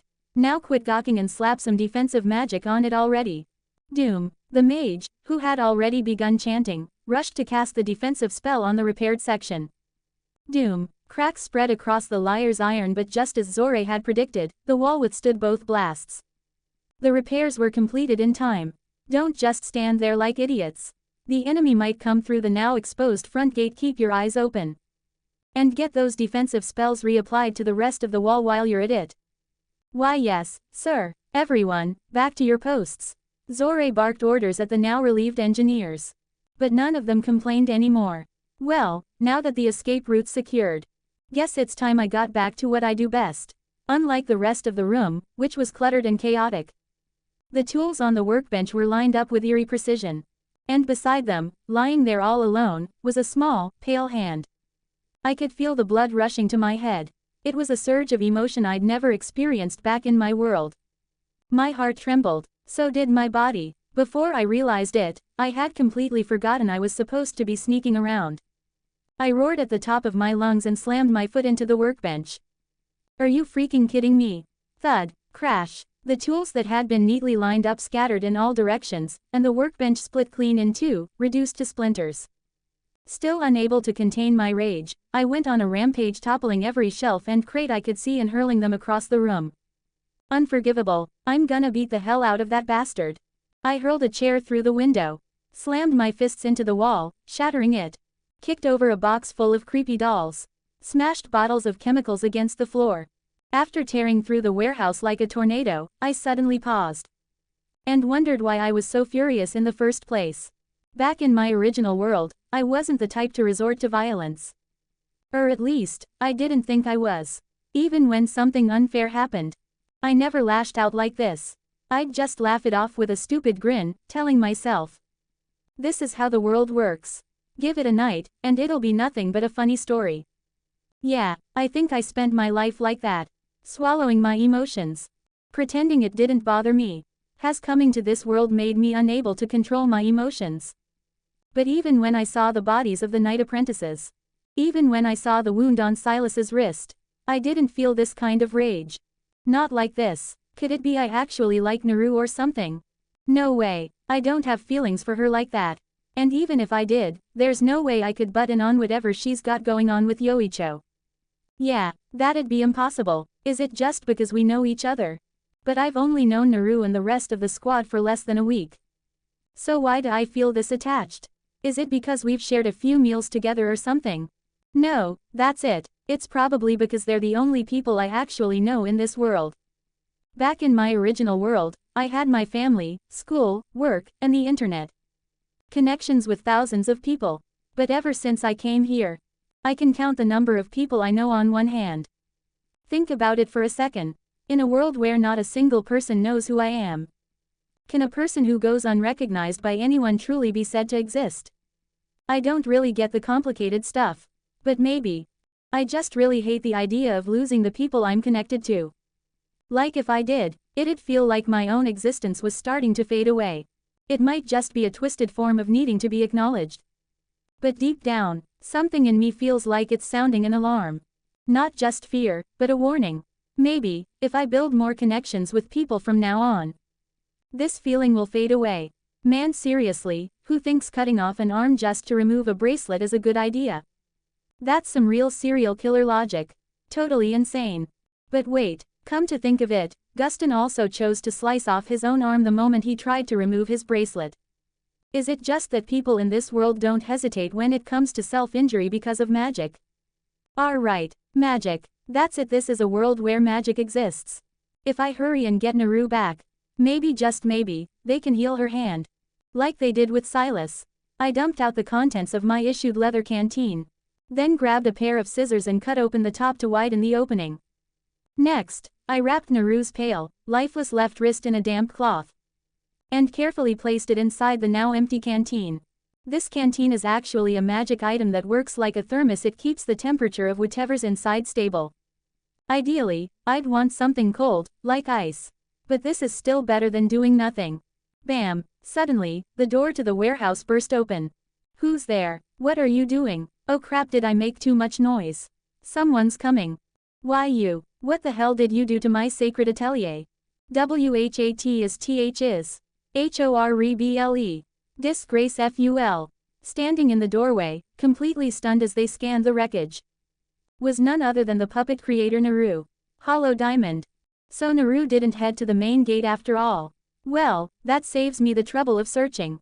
On her right hand was the rabbit puppet as usual, but her left arm, the one that was supposed to be severed, was freakishly long. Is that a prosthetic arm? Come to think of it, the puppet creator did say they made things like prosthetic limbs. So instead of healing it with magic, they replaced it with an artificial arm. Nothing else seems out of place. Good, any more and I wouldn't be able to fit it in the canteen. Ha, atelier. You mean torture chamber. I swear, I'm gonna beat the hell out of you, so get ready. Don't lump this place together with such a soulless room. This is why commoners like you can't understand art. No appreciation. 4. Art. Are you stupid? What part of this place screams art to you? It's a straight-up horror show, no matter how you look at it. Seriously, I'd love for someone to explain how this nightmare qualifies as an atelier. Just get out of my atelier already. I hate it when people mess with my creative flow. Yes, you. Get out. Oh yeah, of course I'm leaving. This place reeks, it's filthy, and it's a total disaster zone. Wait, what? You're the one who trashed the place? Yes, it was. You. WHO did it. Why yeah, fair enough. I don't have time to argue over who made this place a mess. The longer I wait, the less likely Naru's arm can be reattached. I grabbed a scrap of cloth nearby and hurled it at Naru to block her vision. Then dashed in low and fast, aiming to get behind her. One clean strike, a quick hand chop to the back of the neck. Just a tap right on the neck, here I go. Crack. Naru gracefully leapt over me, dodging the strike with ease. My hand chop, meant for her neck, came crashing down instead on a wooden coat rack behind her. It shattered into splinters. Was that supposed to be a distraction? Too bad I saw it coming. Wait, huh. The coat rack's in pieces. Why, you jerk, this body belongs to your friend, doesn't it? Weird, I thought I held back. Yoicho, I'll search this side. You check the other, please. Yoicho had come with Box to the remnants of a roadside campfire, searching for the name tags of their fallen squadmates. The stench of charred flesh and burnt hair still lingered in the air, and pools of blood remained fresh on the ground. This was the very place where Alba, Mead, and the others had been fighting just moments ago. Okay, got it. How many name tags are still missing? We've already found Dutch and Meryl's tags, so that just leaves Gibless. Right, we should find it as soon as we can. Yeah, thanks. Gibless, well, he didn't show it, but he got lonely easily, so please. When Box spoke the name of their fallen comrade, his face twisted WTH pain. Seeing that, Yoicho felt a deep sympathy and at the same time a creeping sensation as if he were being pulled into a dark swamp. A gnawing frustration with his own helplessness. What if it had been me? That question echoed in his mind. Even now, while we're doing this, Naru might already just like them. As Yoicho anxiously glanced around, his foot brushed against something with a metallic clink. A chain. Reaching down into the scorched grass, he picked up a name tag. Dried blood clung to the metal plate, and carved into it was the name Gibless. Yoicho couldn't hold back anymore. Even if I can't be much help, even so, I still have to go. No, I'm the one who has to go. Sometime later, Box wiped the sweat from his forehead and looked up at the sky. No good. Nothing on this side. How about Yoicho? The silver nameplate, gently placed atop a rock, gave a soft clink. As if answering Box's call. Hollow diamond. Hey, Guston's gonna be okay, right? TCH, what are you saying? It's Guston we're talking about. There's no way he'd lose. It had been about an hour since Guston and the others set off to rescue the commoners. Still, they hadn't returned. Worried, Alba finally voiced his concern out loud. If only we'd made sure to finish him off, this wouldn't be happening. They had neglected the most basic rule of combat, confirming whether the enemy was truly dead. Still, in that moment, none of them had believed the man could possibly have survived. Of course, Alba didn't truly believe that Guston would be defeated so easily. But having actually fought the man who had escaped, he couldn't help but worry. It wasn't just the guy's strength. There was something else, a kind of sly, calculating cunning that only adults seem to have. And that's exactly what made Alba anxious. He feared that someone as straightforward as Guston might end up getting outmaneuvered. Still, isn't it taking them a little too long? I find it hard to imagine Guston losing, especially without the bracelet of suppression holding him back. Besides, that musclehead is with him, surely there's nothing to worry about. Sir Silas wasn't there one more with them? Ah, right, there was Jork, the perpetual last place finisher. But Unis, you don't need to count him. Along the riverside, now dim with dusk, the night apprentices had gathered around a small campfire. All of them were quietly concerned for Guston and the others who had gone after the attackers. While handing out mana pills to the healers who had just finished treating the wounded, Crimea quietly listened in on the apprentices' conversation. Still no word from the commander and no reinforcements either. Once it gets dark, I won't be able to follow their trail anymore. As Crimea silently fretted to herself, Box approached, scanning the area around the campfire. He had been tasked with recovering the nameplates of their fallen squad members. Ms. Crimea, I've collected the nameplates. Thank you. Now, as the squad leader, you need to hold on to these tight and make sure you don't lose them, okay? We have to return them to the families once we get back. Yes, I'll take full responsibility for bringing them back. In the Night Order, when a soldier falls in battle, their nameplate is returned to the family along with a small sum of gold coins. In most cases, the bodies can't be recovered. Has Yoicho not come back yet? We got separated back there, so I thought he'd already returned ahead of me. Yoicho's not here. Has anyone seen a kid named Yoicho? Don't tell me he was kidnapped too. A terrible suspicion raced through Crimea's mind. Even if he was only an apprentice, he was still part of the Night Order. It was hard to believe he'd just gotten lost. This was bad, really bad. Before the darkness of night could swallow everything, Crimea decided to go search for Yoicho herself. She quickly instructed the apprentices to stay put and not leave the area. Okay, listen up, I'm sure any second now, one of the full knights is gonna show up with a big dramatic, ta-da. So until then, nobody move from this spot, got it?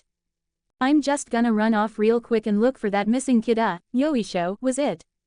As Crimea disappeared into the darkening forest in the blink of an eye. Helm moved 2 pieces on the tactica board before him and murmured.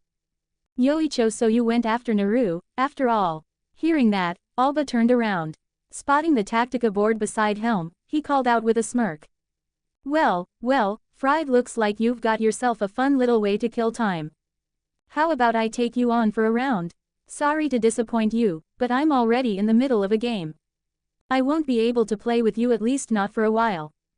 3 pieces deep in enemy territory. 2 more in the center. It was true, the board was set, and the game clearly in progress. And yet, there was no one else around playing with Helm. Alba found it odd, but quickly assumed Helm was just making excuses to avoid playing with him. He smirked, raising an eyebrow. Haha, Fried, who exactly do you think you're playing against, huh? Relax, I'll go easy on you. I don't mind playing with 1 piece down, you know. Who am I playing against? Well, I'm not quite sure myself. But at the moment, I can't play with you. Even if you had 2 extra pieces, you still wouldn't be able to beat me. Huh, alright, I don't really get it, but if you ever want a real opponent, feel free to call on me. Seeing that Helm had no intention of humoring him, Alba shrugged and headed back toward where Mead was sitting. If only I knew who my opponent was, I might be able to make some predictions. Above, 2 pale twilight moons hung in the sky, their glow slowly intensifying. As if defying the darkness of the approaching night. In the warehouse, where the magic lamp flickered on and off at irregular intervals. Naru, whom I hadn't seen in half a day, was now unmistakably my enemy. Her words, her demeanor, everything about her was completely different from the Naru I knew. But I'd already assumed she was being controlled. And the fact that she dodged my attack just now. Yeah, that was totally within expectations. Of course, totally. Earlier, I'd shouted, I'm gonna beat the hell out of you. Like some kind of hothead. But this body still belongs to Naru. If I actually did beat her up, I have no idea what everyone would say afterward. Especially Yoicho, he'd probably hold it against me for the rest of his. And besides, even if I punched Naru, it probably wouldn't hurt the one pulling the strings, the puppet creator. Once I realized that, I figured I'd stick to the original plan, knock Naru out and bring her back. Only thing I didn't account for was just how hard that chop of mine would hit. I picked up the shattered remains of the coat rack and squeezed it in both hands to test its strength. Crack. Ah, okay. So that's how sturdy it was. Alright, next time I've got this. You're kidding, right? There's no next time, okay. What the hell do you think a hostage is, anyway? You're supposed to look, completely helpless or something. Ho stage. MU Street. B. Trey Ted. More. Car EFUL. In this world, most products are coated with a hardening enchantment. Thanks to that, lightweight and durable furniture has become widely popular. Maybe that's one reason why the people here don't seem to mind lacking muscle. After all, they don't need to carry anything heavy. However, that magical coating didn't stand a chance against someone like me, the wizard killer. While I was smashing things earlier, I realized the wall supposedly protected by magic felt like nothing more than thick styrofoam. Hang in there, Naru. Just trust me, there weren't many places to hide in the wrecked warehouse. Charging forward like a bulldozer, I barreled through the piles of unk in my way, taking the shortest route straight toward Naru. And no, run, jump, roll, CRAAASH. As Naru frantically rolled out of the way, dodging my incoming karate chop, the brick-lined outer wall behind her exploded into rubble. Wah, trust me, how the hell am I supposed to trust you after that? What is he, so dangerous? Naru turned to see the wall behind her crumbling into rubble and went pale. Just one hit from that, and she'd be done for. Well, I mean, you were running away. Of course I was. I would have been split in half if I didn't. Are you stupid? Dan this guy, Super dangerous. WH what, idiot, when you run, I end up hitting harder than I mean to. Just stay still, would you? No way, are you crazy? No waay. It kind of hurts that she doesn't trust me at all. Sure, I've had a few minor slip-ups, but come on, I am learning. This is what you call a trial and error, right? Man, this is way harder than I thought. Trying to tap the back of someone's neck while they're running around like that is no joke. Wait a sec, wasn't this move supposed to work only if they didn't notice you coming?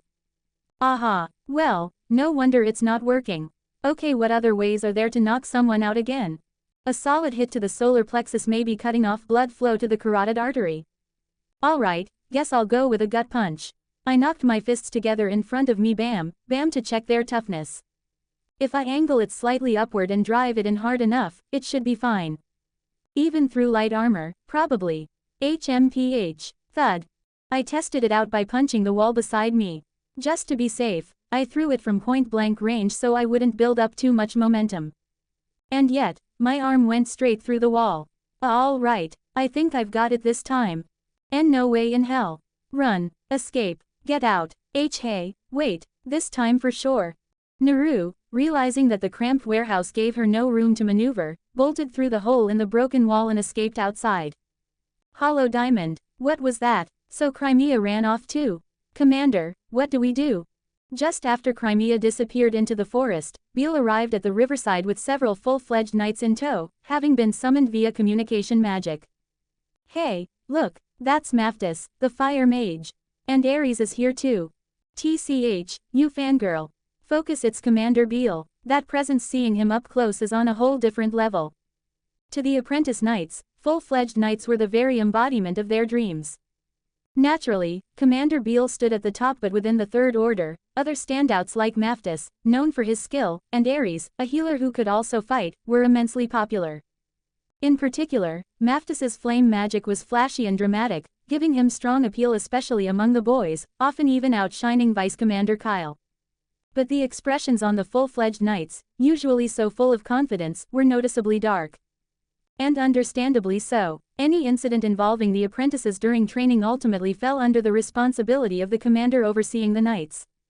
All personnel within the Royal Order were considered property of King Sarth himself, and given the gravity of the situation, Beale would no doubt face consequences of his own. May their souls return to Fryler, the goddess.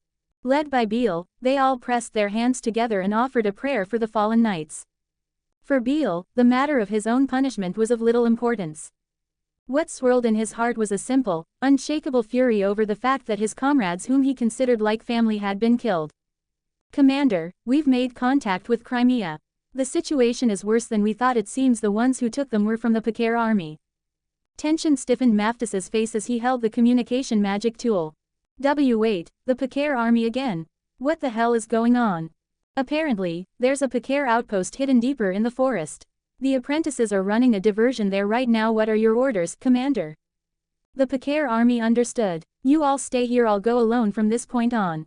It was this declaration from Beale that shocked Ares the most, especially because he had known Beale since their days in the Second Night Order.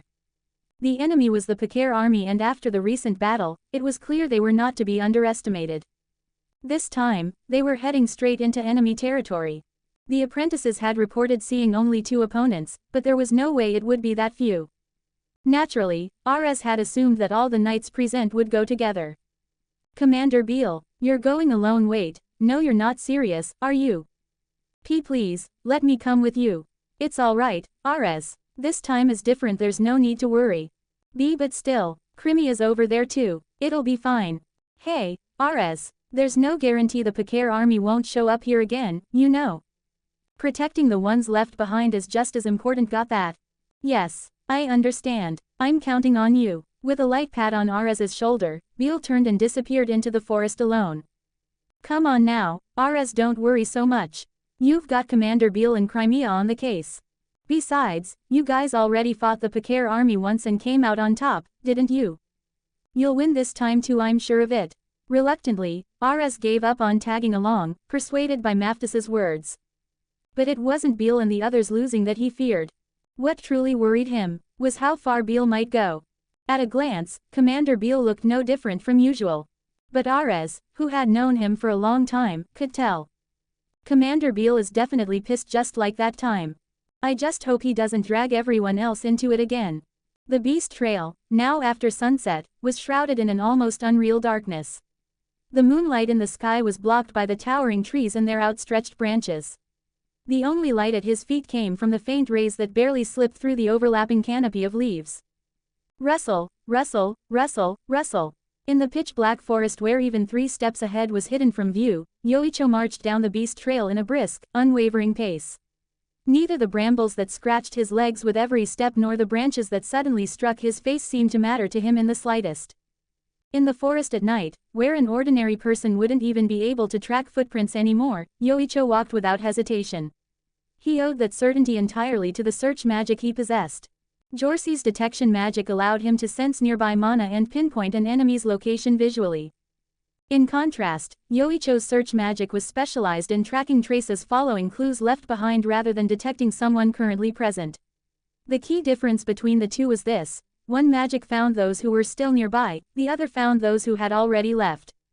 And right now, for Yoicho, his magic was the perfect tool for the job. Back then, it was always me who found Naru first, curled up with her knees to her chest, crying with a trembling pout.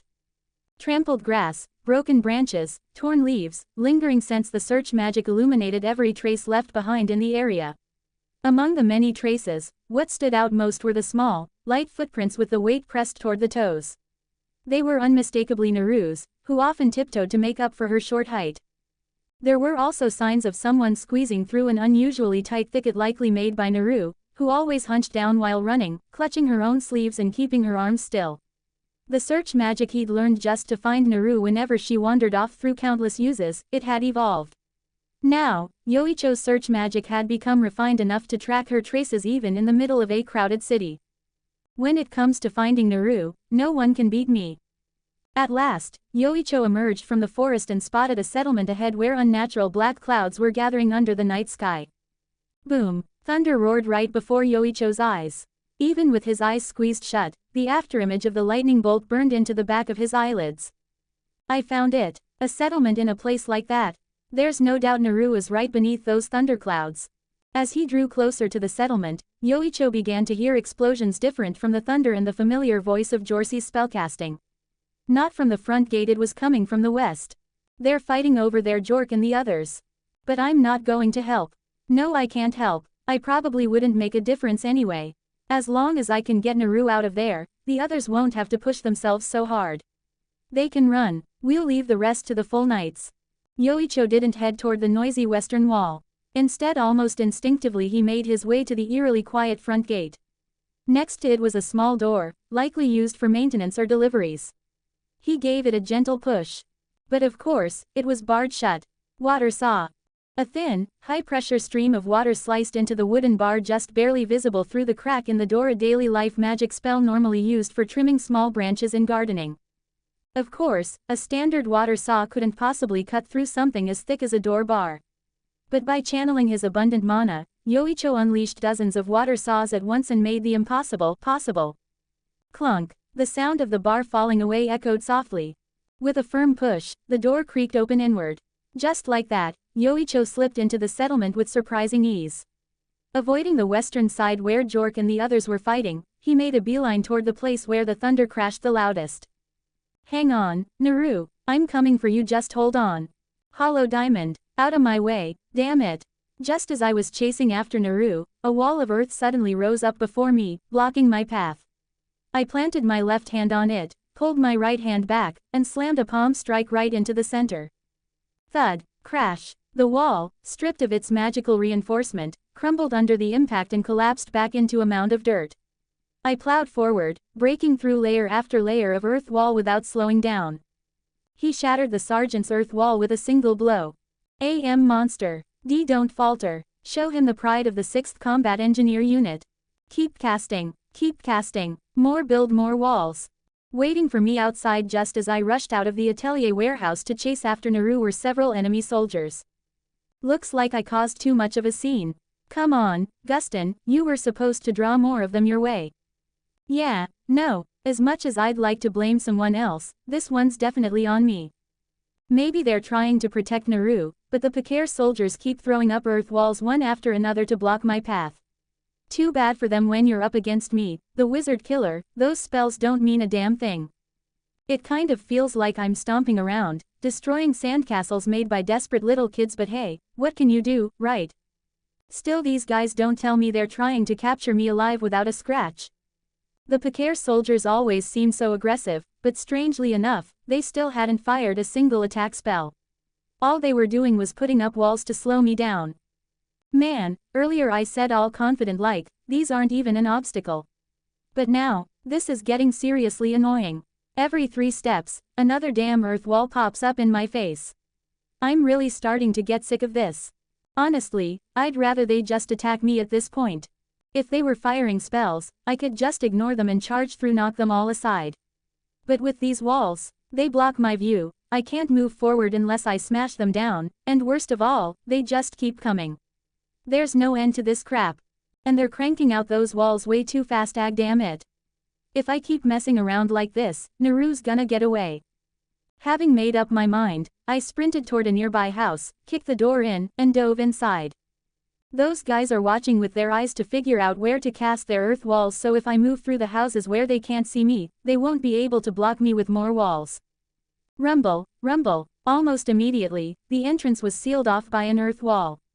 They're trying to trap me inside, huh? Well, too bad for them. That's not happening. If I remember right, Naru ran off that way, so that direction, huh?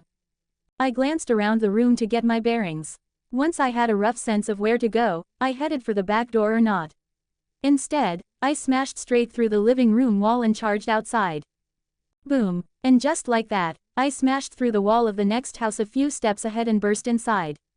Crash. Earlier, when I went on a rampage in the warehouse, I realized something. Once I nullify the magic reinforcement, buildings in this world really aren't all that sturdy. They're barely even walls anymore. Time to charge straight through, shortest path to Naru. Just before the chaos truly began. Knock knock, creak. You eating? Sorry, but I'm coming in. The knock and the door opening happened almost simultaneously. Whoever was outside clearly wasn't waiting for a response. Inside one of the houses in the settlement, 4 combat engineers sat around a table, sipping thin soup. They glanced toward the uninvited guest with nothing more than a flick of their eyes. Sorry to interrupt, but there's some kind of commotion at the warehouse. Could you guys check it out? Huh, screaming and loud noises coming from that warehouse aren't exactly new. Just sounds a little rougher than usual. No thanks, I've got no interest in heading over there. One of the engineers tore off a piece of stale black bread, grumbling with clear irritation. His dismissive attitude toward the mercenary Neburos, combined with the unwavering confidence he had in the walls they had built, was plain to see. Loud sounds of battle rang out from the main gate, but it had yet to be breached. No, it couldn't possibly be breached. And if the gate hadn't been broken through, then that meant no enemies could be inside the settlement. It never even occurred to them that the enemy might have already gotten in. Besides, this wasn't the first time one of Neburos's creepy creations had gone on a rampage. The engineers had seen it happen more than once. So, naturally, they just assumed the commotion in the warehouse was the result of yet another of his puppets throwing a tantrum. I get it, really, but this is a direct order from the captain. There's talk that the western wall might have collapsed. I've gotta go check it out myself. We're short on hands, so I'm counting on you. With that, the engineer who had come to relay Halbus's orders turned on his heel and left, probably heading off to inspect the west wall himself. We're off duty, damn it. Come on, it's probably nothing. The captain's way too serious about this stuff. Still, if it's an order, we had no choice. As official military personnel, orders from a superior officer were absolute. We weren't like those damn mercenaries who just did whatever they wanted. With heavy sighs, the engineers drained the last of their thin soup and reluctantly stood up. They took their time lacing up their boots, dragging it out as long as they could. But no matter how slowly they moved, the order wasn't going to change. That weird puppet guy, seriously, what a pain in the ass. Yeah, but did you see what he's wearing today? Kinda adorable, don't you think? Sergeant, this guy's got suspicious taste, sir. Enough chatter. Get ready already. Let's finish this quick and get back to our card game. Hollow Diamond. On our way to deal with the intruder causing a ruckus in the warehouse, we ran into Neburos, who was sprinting toward us with a look of sheer panic. Oh, you guys. Perfect timing. Buy us some time so we can cast our spells. STO page him. STALL for TI me. To be honest, I was pretty annoyed. But the moment I saw the massive man emerging from the crumbling warehouse, barehandedly widening the gap in the broken wall with a rattle, I realized this was no time to be upset. What the hell is that thing? Don't tell me you whipped up another one of your creepy creations. No way. There's no way I'd make something that clumsy looking. Yeah, idiot. Intruder. Why you bastard. Ignore him. Deploy Earth Wall immediately. Hey, mercenary scum, we'll buy you some time, so hurry up and do your damn job. Shut up already. Lightning magic takes time to prepare. You, shut up. Just make wall. As Neburos turned and ran, I glared at his back with a look of pure contempt, then turned to the man who had emerged from the warehouse and cast my spell. Earth wall. A wall of earth surged up from the ground, rising to block the man's path. If they could just seal off the remaining 3 sides, it would become a simple prison of earth. At least, that was the plan. Out of my way, damn it. Wham, crumble. But for some reason, the wall of earth crumbled the moment the man shouted and struck it. Huh, I know we all hate Neburos, but come on, you're slacking off way too hard. I'm not slacking off, damn it. Haha, it's 'cause you were eating, right? No juice in your spells when your stomach's full, huh? You idiots, cut the crap. Take the mission seriously. Earth wall. But their laid-back attitude vanished the moment they saw it. The second earth wall shattered by a single palm strike. One hit and it destroyed the sergeant's earth wall. AM monster. Don't back down. Show them the pride of the 6th Combat Engineer Unit. Build it. Build more walls. More. We were shaken to the core by the man who tore through our earth walls, crafted by none other than the 6th Combat Engineer Unit, with a single blow. Even without any reinforcement magic, they weren't supposed to be that easy to break.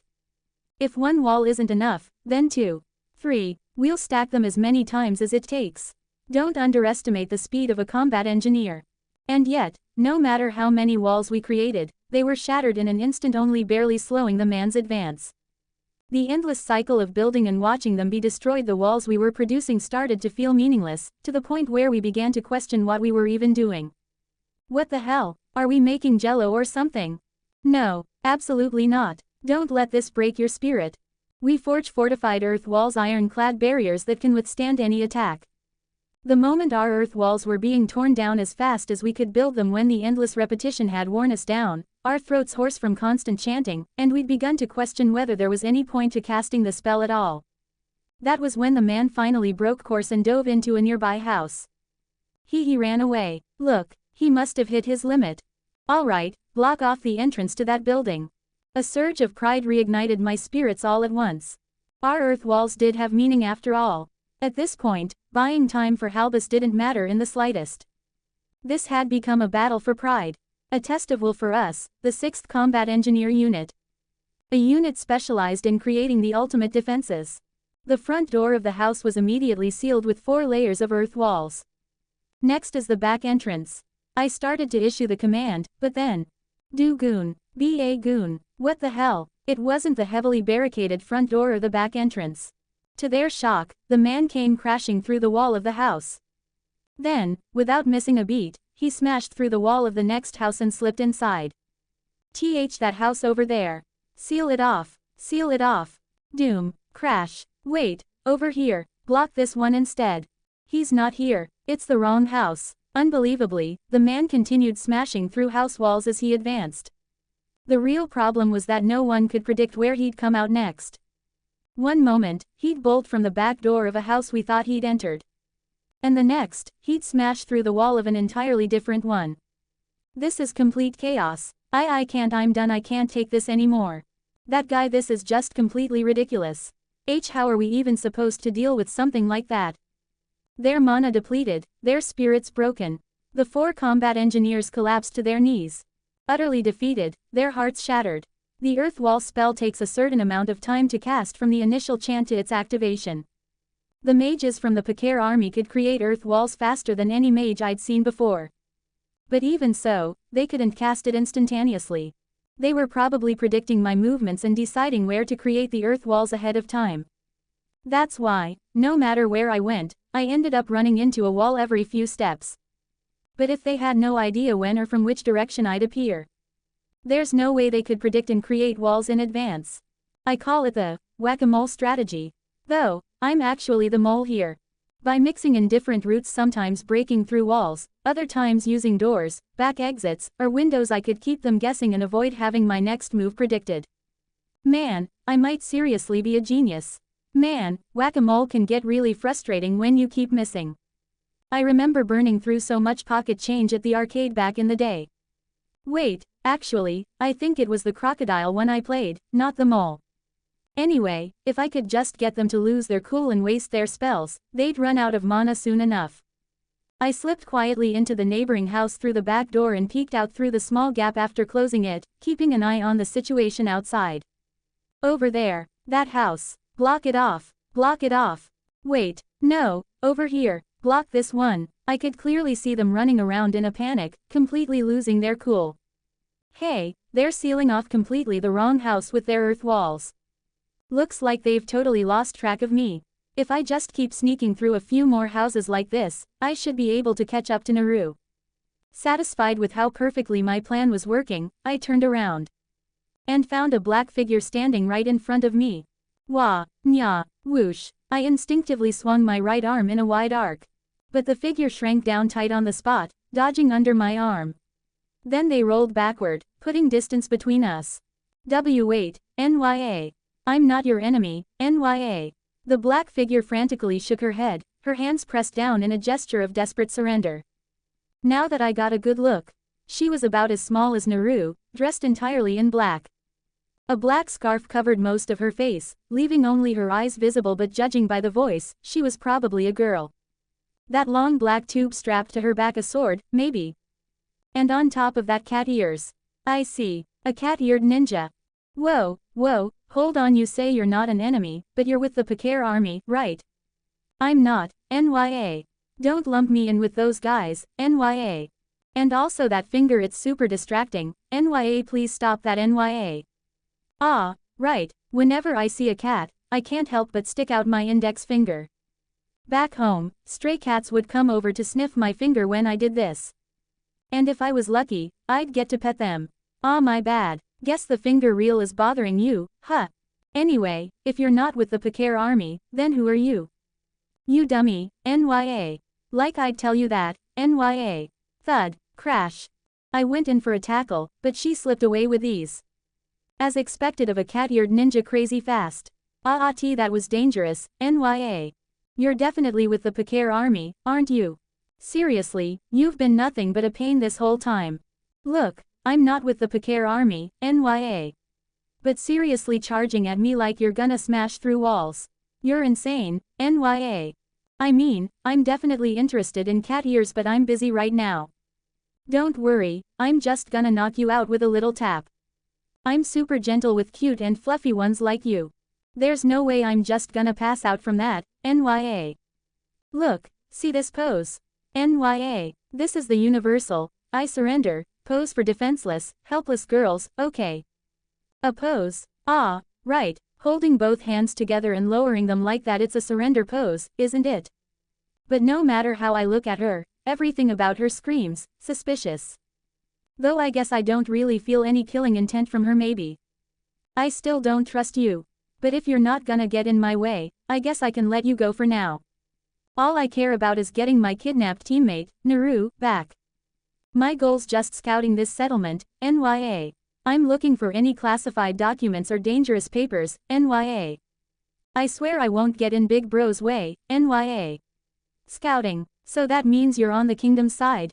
I told you, that's a secret, NYA. I'll totally get scolded if I say anything, NYA. Saying that, the cat-eared ninja stepped up onto the window frame, glanced around the area outside, and then turned back to say this. Thanks to you, Big Bro, my job went super smooth, NYA. Her eyes softened just a little at the corners. Then, with a light push off the window frame, the cat-eared ninja leapt onto the neighboring rooftop and vanished into the darkness as if melting into it. Hollow diamond. Phew, that was way too close, NYA.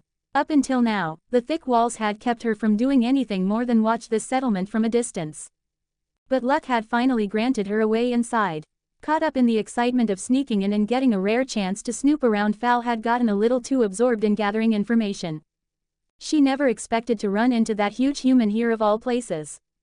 She had cast a detection spell around herself, just to be safe, but for some reason, it hadn't reacted at all. That was why she'd noticed him way too late. And I knew it, I wasn't seeing things with my magic telescope earlier, NYA. That big guy really doesn't have a single trace of mana, NYA, so of course my detection magic didn't pick him up at all, NYA, but seriously, does something like that even exist?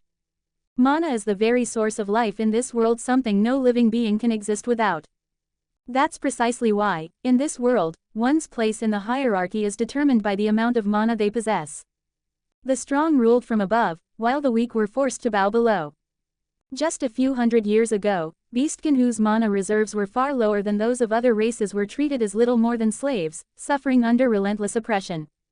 But then, a newly arrived god from the west rose up to challenge that order. This Western god persuaded the beastkin deity who had long remained a silent observer to take action, and led the beastkin to establish a nation of their own. That nation became known as the Narbonne Empire. As a result, this led to a great war that engulfed the world. This massive conflict, which drew in even the other gods, ultimately divided the O'Neill continent into 4 regions, a war that raged on until the Western god finally departed from these lands. Exhausted from the long struggle, the remaining gods agreed not to interfere with one another until their powers had recovered. To enforce this truce, they raised great walls along the borders of each nation, using ancient magical artifacts known as artifacts. And yet, in this world where beastkin were once oppressed for their low magic power, there are rare cases where someone is born with even less magic than them. However, for someone to possess no magic at all, that was an entirely different matter. Magic is the very source of life in this world. To lack it completely was no different from being dead. But that was only true in this world. If one were born and raised here, that logic would certainly apply. However, someone who came from a world without magic in the first place, there was no way such a person would possess magic upon arriving here. And this gap in common sense, this difference in concepts, even affected the flow of magic surrounding them. Have you ever heard of the 4th dimension? It is a concept that exists one level above the 3-dimensional world we live in. Perhaps you've encountered it in anime or novels. But no one has ever experienced it for real. For those who came from the real world into this fantasy realm, magic power is nothing less than a phenomenon from a higher dimension. Something the human senses, perception, and brain are simply not designed to process. While they might be able to observe the physical effects caused by magic, the magic energy itself cannot be experienced or even recognized. That is the true nature of their magic resistance. But of course, not even the person in question or anyone else knew such an outrageous truth at this point. That was why her completely misguided assumption was inevitable. Could it be he's using some kind of magic that completely conceals his mana? I've never heard of anything like that, though. Judging from our exchange just now, the guy probably isn't an enemy. But if he really can use magic like that, it's an extremely serious matter. That's amazing, meow. He can nullify any security system based on mana detection, meow. It's a shame that big body of his isn't suited for stealth, but depending on how it's used, that power could be incredibly valuable, meow. From atop the roof she had climbed, Fal could see the large human confronting a lightning mage. Purple lightning crackled and danced across the ground, while bolts of thunder rained down from the sky. Normally, this would be a hopeless situation. But it seemed like he was still ready to fight. This might be even more valuable information than any classified documents, meow. With that thought, she dashed across the rooftops in one swift motion. Fortunately, the entire settlement was already in utter chaos. No one was looking up at the roofs where she ran. Tat-tat-tat, she climbed up the tallest watchtower standing by the main gate, the highest point in the entire settlement. From this distance, she wouldn't get caught in the lightning strikes coming from the warehouse. And she'd have a clear view of the whole area. She took the long black tube from her back, pulled out the enchanted telescope she had used earlier from her pocket, and peered through it carefully. It had been about 30 minutes since Big Bro had infiltrated the settlement on his own. When I used my detection magic, I could sense people moving around restlessly inside the settlement. Gather upon my weapon, O winds. Become a single mighty axe. With sharp blades, rend my enemy to pieces, wind axe. Detonation blast. Our mission was to draw as many Picare soldiers over to our side as possible, a diversion strategy, plain and simple. According to Big Bro, this is the most important and flashy role, you know. Perfect for you too. If this diversion went well, Big Bro would be able to get Naru back without having to fight anyone safe and sound. Man, to come up with a plan like this on the spot, Big Bro really is amazing. HMPH, using me as a decoy, what an absolutely irritating guy.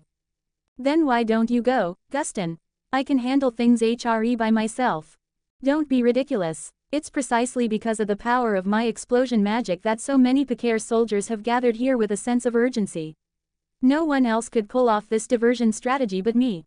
Question mark, question mark, question mark. Then isn't Big Bro's plan just fine the way it is? Man, Guston, you're such a pain. The front gate we attacked at first was way too tough, there was nothing we could do to it. But thanks to Big Bro disabling the defensive magic on the west side wall, even our attacks were enough to break through it pretty easily. The wall we finally managed to break down turned pitch black for a moment and then hardened again. Still, maybe because it was put up in a hurry, it wasn't as tough as the front gate. Our magic attacks could still crack and break it apart.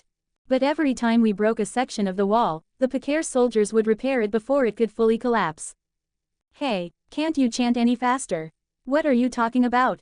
Don't you get how cool this chant is? Right. That slow, dramatic build-up during the chant, I mean, isn't that the most exciting part on stage too? A true hero's gotta look cool when taking down enemies, right? HMPH, so basically you just want to look cool, huh? In that case, how about this? Guston lightly raised one leg, crossing both arms in front of him. Then, as he stomped that leg down with a loud thud, he swung his arms in an exaggerated arc before thrusting them forward. Consecutive detonation blasts. Boom. With swift and graceful movements, Guston struck a dramatic pose after casting his spell just as a massive explosion roared behind him. Watching this scene, so much like a finishing move from a Sentai hero show, Jork felt as if lightning had struck his mind. What the hell, that's so cool. Hey, can I try that too? HMPH, try if you dare. But to match this swift choreography with your spell, you'll need a chant fast enough to keep up, something I doubt you're capable of. Yes, to pull off that sharp finishing pose, there's no way you can chant slowly, you'd never make it in time. I can do it. Jork immediately mimicked Guston's moves, shifting his stance with a sharp motion as he cast his spell. Wind Axe. Clang. HMPH. So, you can do it after all, very well, then how about this? Moon Bomb. Guston's right arm drew a wide circle down, back, then forward, finally overlapping with his outstretched left hand. And from that point, a glowing sphere, at least 2 meters in diameter, shot forth like a radiant full moon. Fire! At his shout, the glowing orb launched from Guston's hand. Mid-flight, it split into multiple smaller spheres, each one exploding against the enemy walls. Boom boom boom boom, boom boom, HMPH. How about that? The beauty of this spell is that the multiple small explosions leave marks behind like the craters on the surface of the moon. Whoa, I'm doing it too. Ha, wind strike, tornado. Hey, are you even listening? I'm explaining here. The marks left by the attack look like craters on the HMPH, forget it, detonation barrage. Bang, ka-boom, rumble. The two of them kept striking cool poses as they unleashed spell after spell, and at last, the wall of the settlement crumbled beneath their assault. For the second time, the wall collapsed. Thick clouds of dust billowed up, and from inside the walls, voices of shock and panic could be heard. We did it. Hey, this should make it way easier for Big Bro and the others to escape, right? HMPH, it's too soon to relax, look. They're already generating a new wall, we'll smash it down before it's finished. Maybe it was thanks to the smoked meat Helm had prepared for lunch, but the two of them still had plenty of mana left in reserve. Hey, let's just take down whoever's inside while we're at it. Whoosh. Just as Jork shouted with rising momentum, a black spike shot up from the ground beneath their feet, cutting him off. Move, Jork. Reacting instantly, Guston grabbed Jork by the arm and pulled him back, falling backward to avoid the attack. The black spike grazed Jorcy's chin, tearing at the flesh before glancing off his helmet and dropping to the ground. Take out the guys inside too, huh? Oh man, give me a break. The food here's barely enough to live on. I really don't feel like working any harder than I have to. Black Spike's HMPH, so you're the magnetic mage.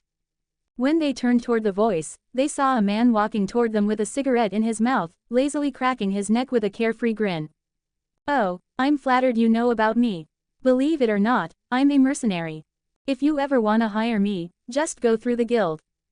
Though I ain't cheap, mind you. Not enough food, huh? Jork wiped the blood dripping from his chin with his sleeve, then slapped the dirt off his butt and called out to the man. Yeah, and on top of that, it tastes like crap. You feel me? I can't deal with that kind of life. So do me a favor and don't make me work any harder than this, alright? The man casually approached them like he was just making small talk. Without a hint of caution, he lit the cigarette hanging from his mouth and spoke in a strangely friendly tone, as if there had never been any threat of an attack at all. So here's the deal, I've got a little proposal for you. What do you say? Willing to hear me out? It's a wonderful idea, one where nobody else has to lose anything. HMPH, a proposal. After launching an attack on us without warning. Don't insult me, I can only take that as mockery. The man exhaled a long stream of smoke with a relaxed FWU, then casually pointed the glowing tip of his cigarette at Guston like he was giving advice. That's exactly why I'm saying this. I mean, anyone tough enough to survive a surprise attack like that, well, honestly. Dealing with guys like you is a real pain. The man gave a lazy shrug, eyeing them without the slightest bit of tension. From what I see, you two managed to bust through that reinforced wall all on your own with your fancy magic, must be pretty damn skilled, huh? Hell yeah, we're still apprentices, but we're knights, after all. Jork, don't go spouting unnecessary things. Guston scolded him sharply, his eyes narrowing in warning. Knights, huh, just like the captain said, so it really is the Sashu kingdom. What a pain in the ass situation. You knights should know, right? Who we're actually fighting against right now. The Empire, right? So why the hell did you attack us, huh? The man shook his head, letting out a long sigh as he exhaled a cloud of white smoke. It was just one of those damn accidents, you know. Seriously, you get it, right? We didn't know the border wall had disappeared, we thought you guys were Empire soldiers. The border wall has disappeared, I had dismissed it as mere rumor, but if that musclehead was really attacked by the Pakar army in the forest, then it wasn't a lie after all. In fact, the battle between the Pakar army and Commander Beale's squad had not been made public. If word got out that the border wall had vanished, it could easily spark panic among the citizens of the kingdom. General Jonmu had judged that the situation required a careful investigation and had thus restricted the flow of information regarding the incident. However, within the Third Magic Knight Order, the story had already begun to spread among some of the apprentices thanks to Ares, who had told the tale in an exaggerated and humorous way to his juniors. Still, Ubin, aware of the circumstances, had brushed it off as drunken nonsense told during a drinking party, effectively containing the situation. Of course, the sharp-witted or the full-fledged knights knew the truth, but the story didn't spread much among the apprentices. The knights after that girl, right? Well, we were actually planning to return her to you guys soon anyway. So Naru's safe, right? Tell me. The man nodded as if to say of course. Then, taking one last drag from his shortened cigarette, he casually crushed it between his fingers and flicked the remains to the ground. We'll hand the girl over to you right here. You knights take her and go home. It saves us the trouble of escorting her. And you get to avoid a pointless fight. Nobody loses, right? HMPH, I see your point. But thanks to you bastards, 4 of our men have died. How do you intend to take responsibility for that? Ah, yeah, that's my bad. Well, it'll probably come down to money or diplomacy. Something for the higher-ups to settle between countries, right? The man shrugged casually as he lit a second cigarette. And indeed, just as he said, this wasn't some simple accident or crime. It was only natural that the matter would be handled through negotiations between nations. Well, I suppose your logic is sound. Very well, I'll accept your proposal. Hold up, Guston, Naru's not gonna be brought back by this guy. Big Bro's definitely gonna be the one to bring her back. I don't think we should take his word for it so easily. Surprisingly, it was Jork who stopped him. HMPH, I didn't sense anything strange in his proposal. Yeah, but remember what he said. Not enough food, right? People who are desperate like that, you can't trust a word they say. People who are starving will do anything to close a deal even if they don't actually have the goods in question. They'll act like they do, or claim it's stored somewhere else. And once the deal is made and they've got what they want, they'll always say the same thing. I don't have it right now, but I'll definitely bring it later. But of course, it almost never arrives. Jorcy's father, a merchant, had drilled this lesson into him from bitter experience.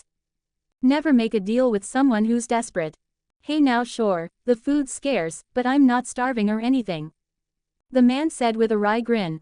If you want, I could even invite you over for dinner.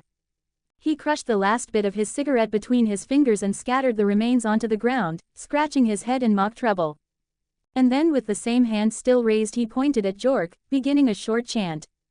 Well, I guess it can't be helped. Negotiations failed, huh, black iron needle. In an instant, black spikes erupted from the scattered cigarette butts around them. Surprisingly enough, iron when ground into fine powder burns quite easily. The man had taken advantage of this property, smoking cigarettes laced with iron sand and scattering the ashes around him. It was far faster for him to manifest his magic this way than generating the material from underground.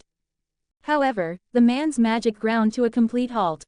The black iron spikes that had risen up remained frozen in place, never launching toward their target. Looking closely, the ground all around them was covered in a faint layer of ice. Damn it, the ground's frozen. When the hell did that happen?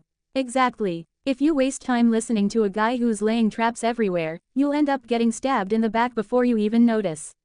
Crunch, crunch. Stepping forward through the frosty ground, Crimea planted herself firmly between Jork and the enemy, shielding them from harm.